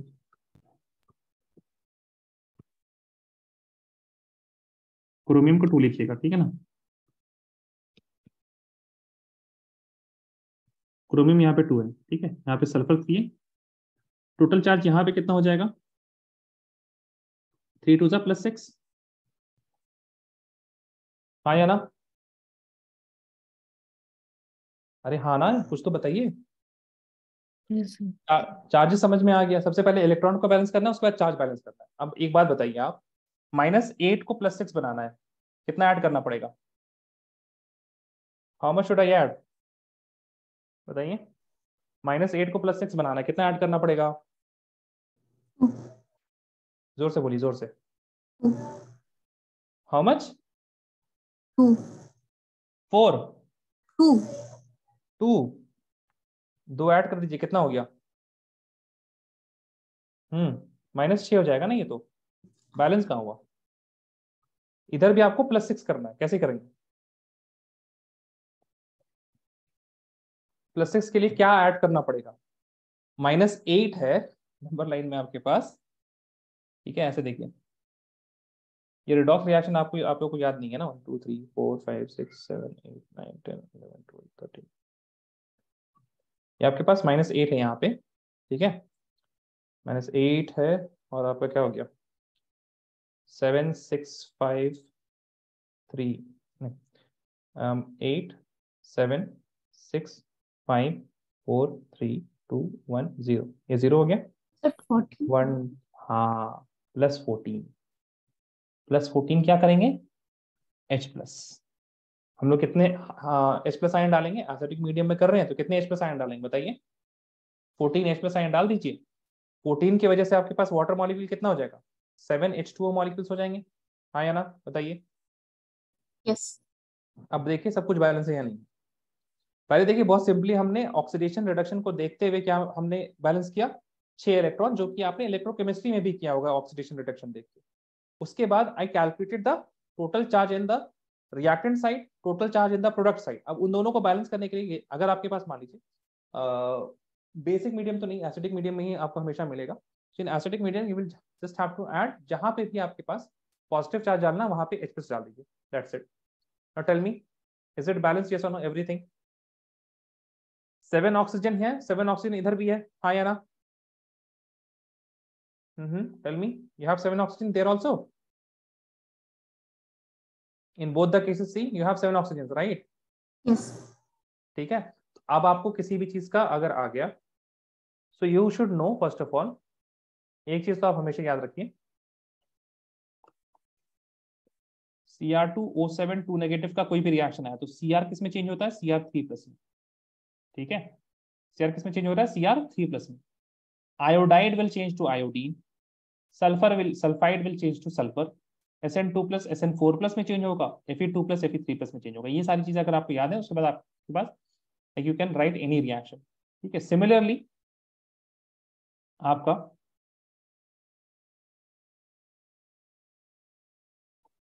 जो MnO4 नेगेटिव होता है, ये आपका MnO4 नेगेटिव, हाँ ये देखिए, MnO4 negative, MnO4 negative, MnO4 negative, ये कुछ भी हो MnO4 negative, it is going to change into what, it is going to change into MnO2। इसमें चेंज होगा, ये MnO2 में चेंज होगा, ओके, फर्स्ट ऑफ ऑल। उसके बाद किसमें चेंज हो सकता है, Mn2+ में। So you see majority of the reactions here.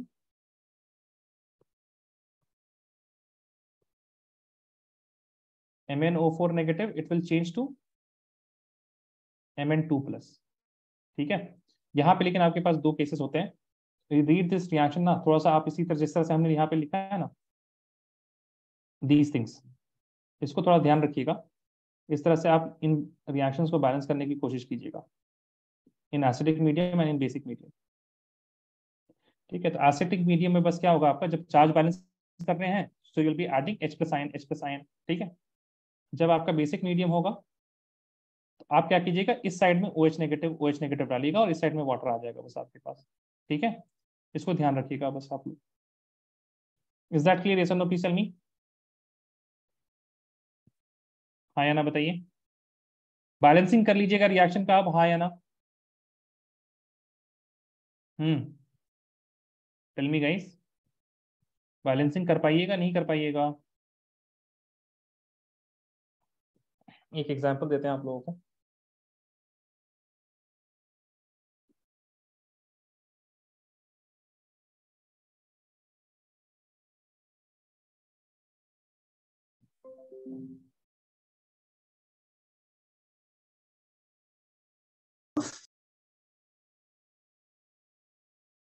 Is anyone seeing something?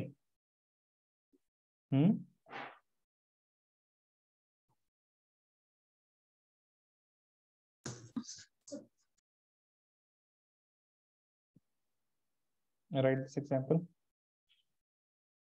ये आपके किताब में नहीं है. Okay?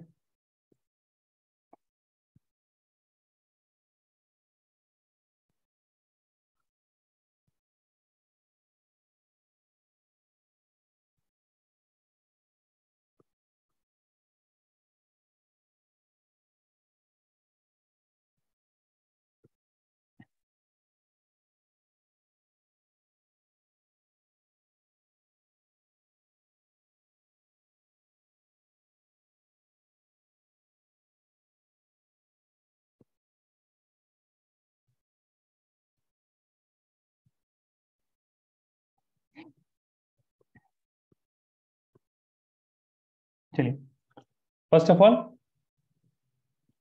MnO4 नेगेटिव इसमें जाएगा Mn+2. क्लियर है? यस और no please tell me. Is it clear guys? Yes और नो? ये बात सबसे पहले. हाँ या ना? Yes. ठीक. Second SO2. ठीक है, सल्फर का सबसे ज्यादा ऑक्सीडेशन स्टेट कहाँ पे होता है? Sulphur has a highest oxidation state of what? +6. तो ये किसमें जाएंगे? SO4 2 negative is the highest oxidation state of sulphur. SO2 से कहा जाएगा ये SO4 2 नेगेटिव में. Now we are going to write the change in oxidation state for both of them.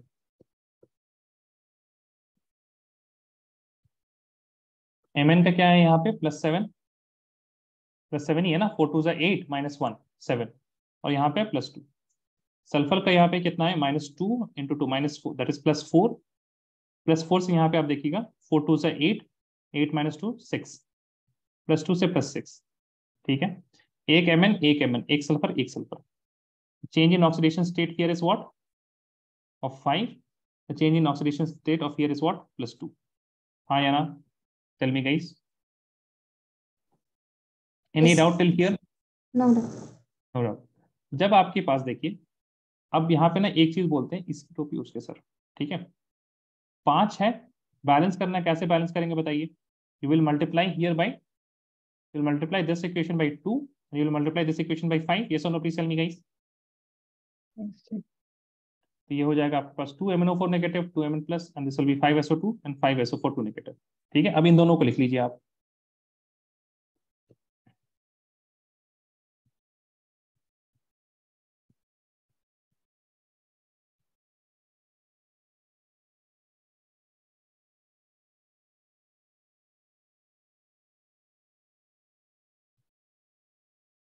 ठीक है, यहाँ पे टोटल चार्ज कितना हो गया?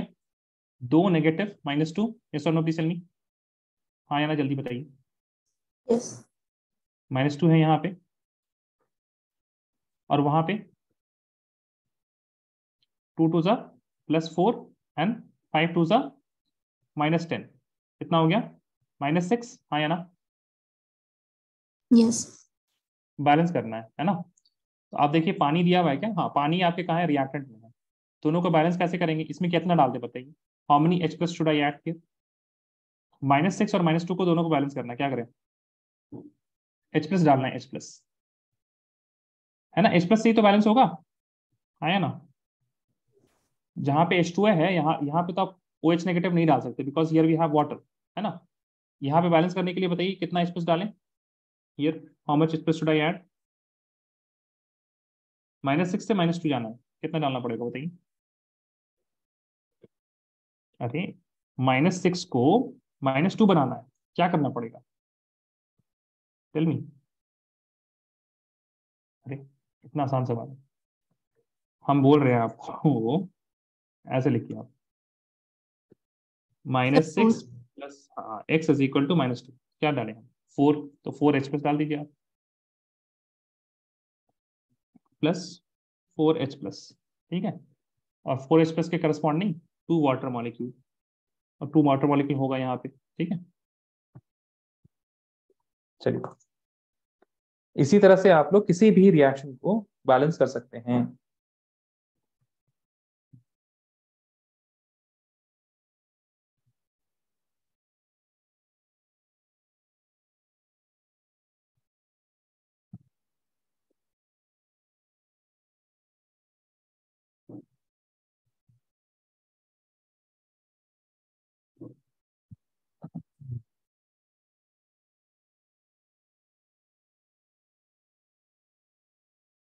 लिख लिया आप लोगों ने तो बताइएगा।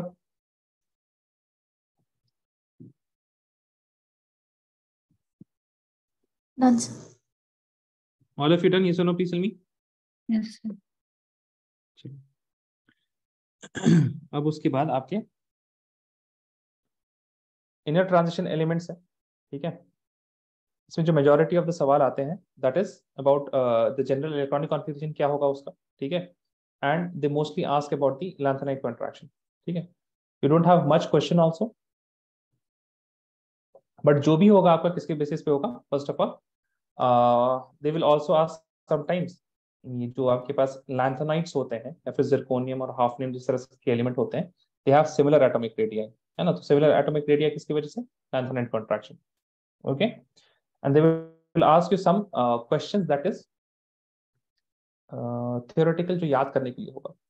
For example name some element from the lanthanide series which is well known to exhibit +2 oxidation state, ठीक है ना। lanthanide series में कौन सा एलिमेंट है जो +4 oxidation state बताता है, ठीक है। so majority of the question that you are going to have is completely theoretical, जो आपको याद करने पड़ेंगे, ओके। तो याद आप करने की जरूरत नहीं, आप पुराने like just for example you have here questions ना, ये जो हमने ये किया हुआ है ना, इसको हाईलाइट किया हुआ है, इसको पढ़ लीजिएगा,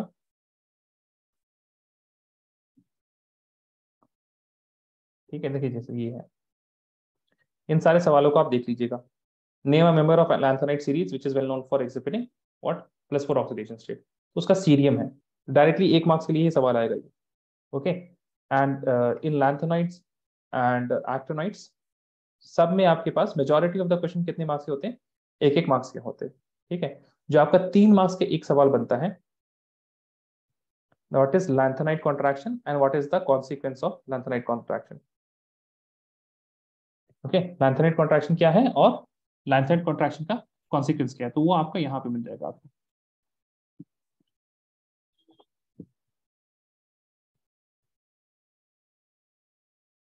That will be highlighted here.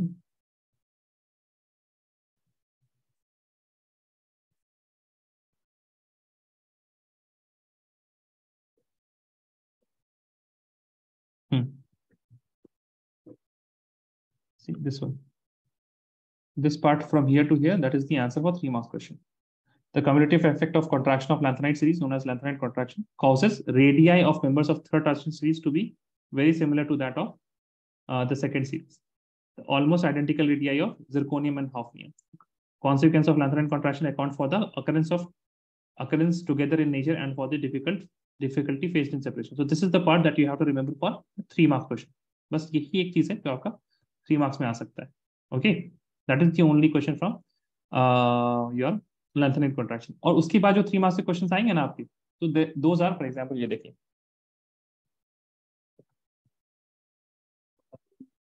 एक सवाल है ये, compare the chemistry of actinides with that of lanthanide with reference to electronic configuration, oxidation state and chemical reactivity. ये है तो 3 मार्क्स का, but as you can see it is 1 mark question only. Yes और no, दिख रहा है आप लोगों को, हाँ या ना? Yes. है ना।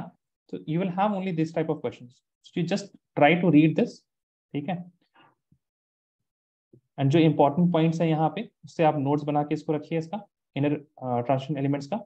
जो मेन पॉइंट है आपका लैंथेनाइड कॉन्ट्रैक्शन क्यों होता है वो भी हमने समझा दिया, due to the 4f electrons that gets filled before the 5d subshell.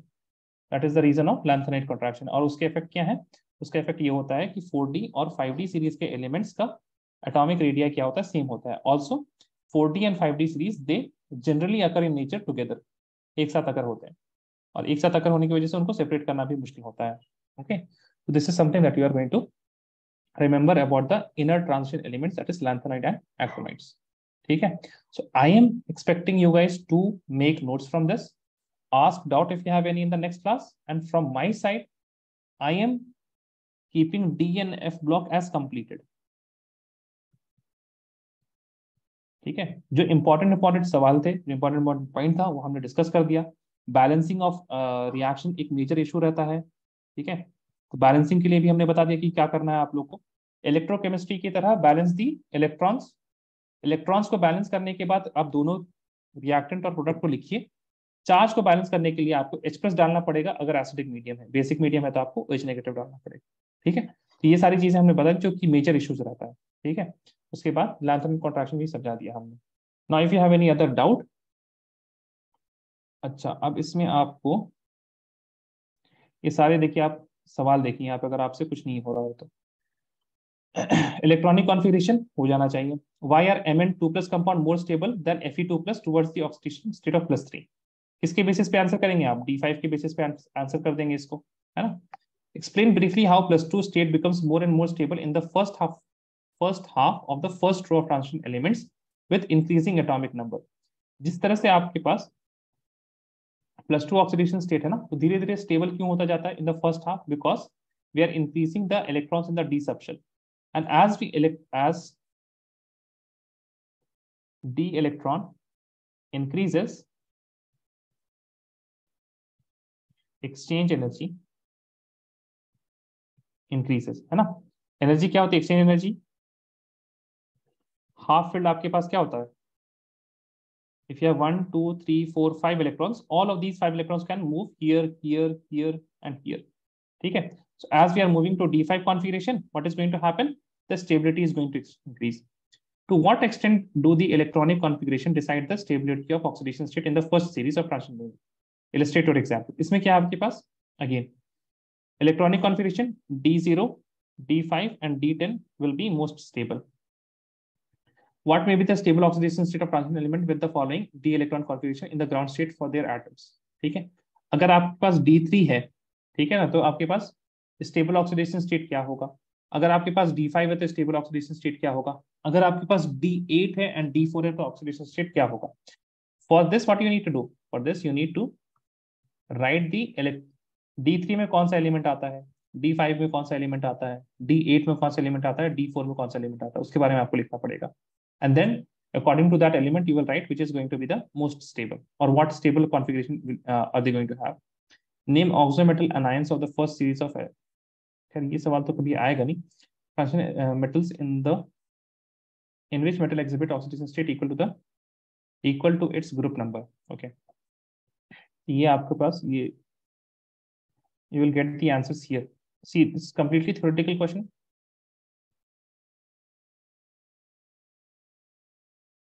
Oxo anions oxo हाँ ये है आपके पास. V2O5 आप लिखिएगा Mn2O7 +7 होता है, इसमें +5 होता है. CrO3 में +6 होता है. ओके, देन TiO2 में यू हैव +4. ठीक है, so these are the examples that you have to write. इसमें क्या होता है? TiO2 का oxidation state and the group number both are same. ठीक है, that is why. Right, next.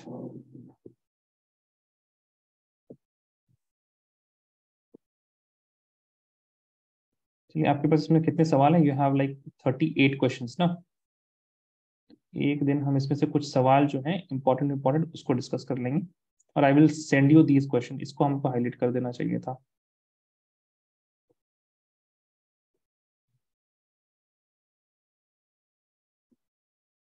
ये क्या होगी?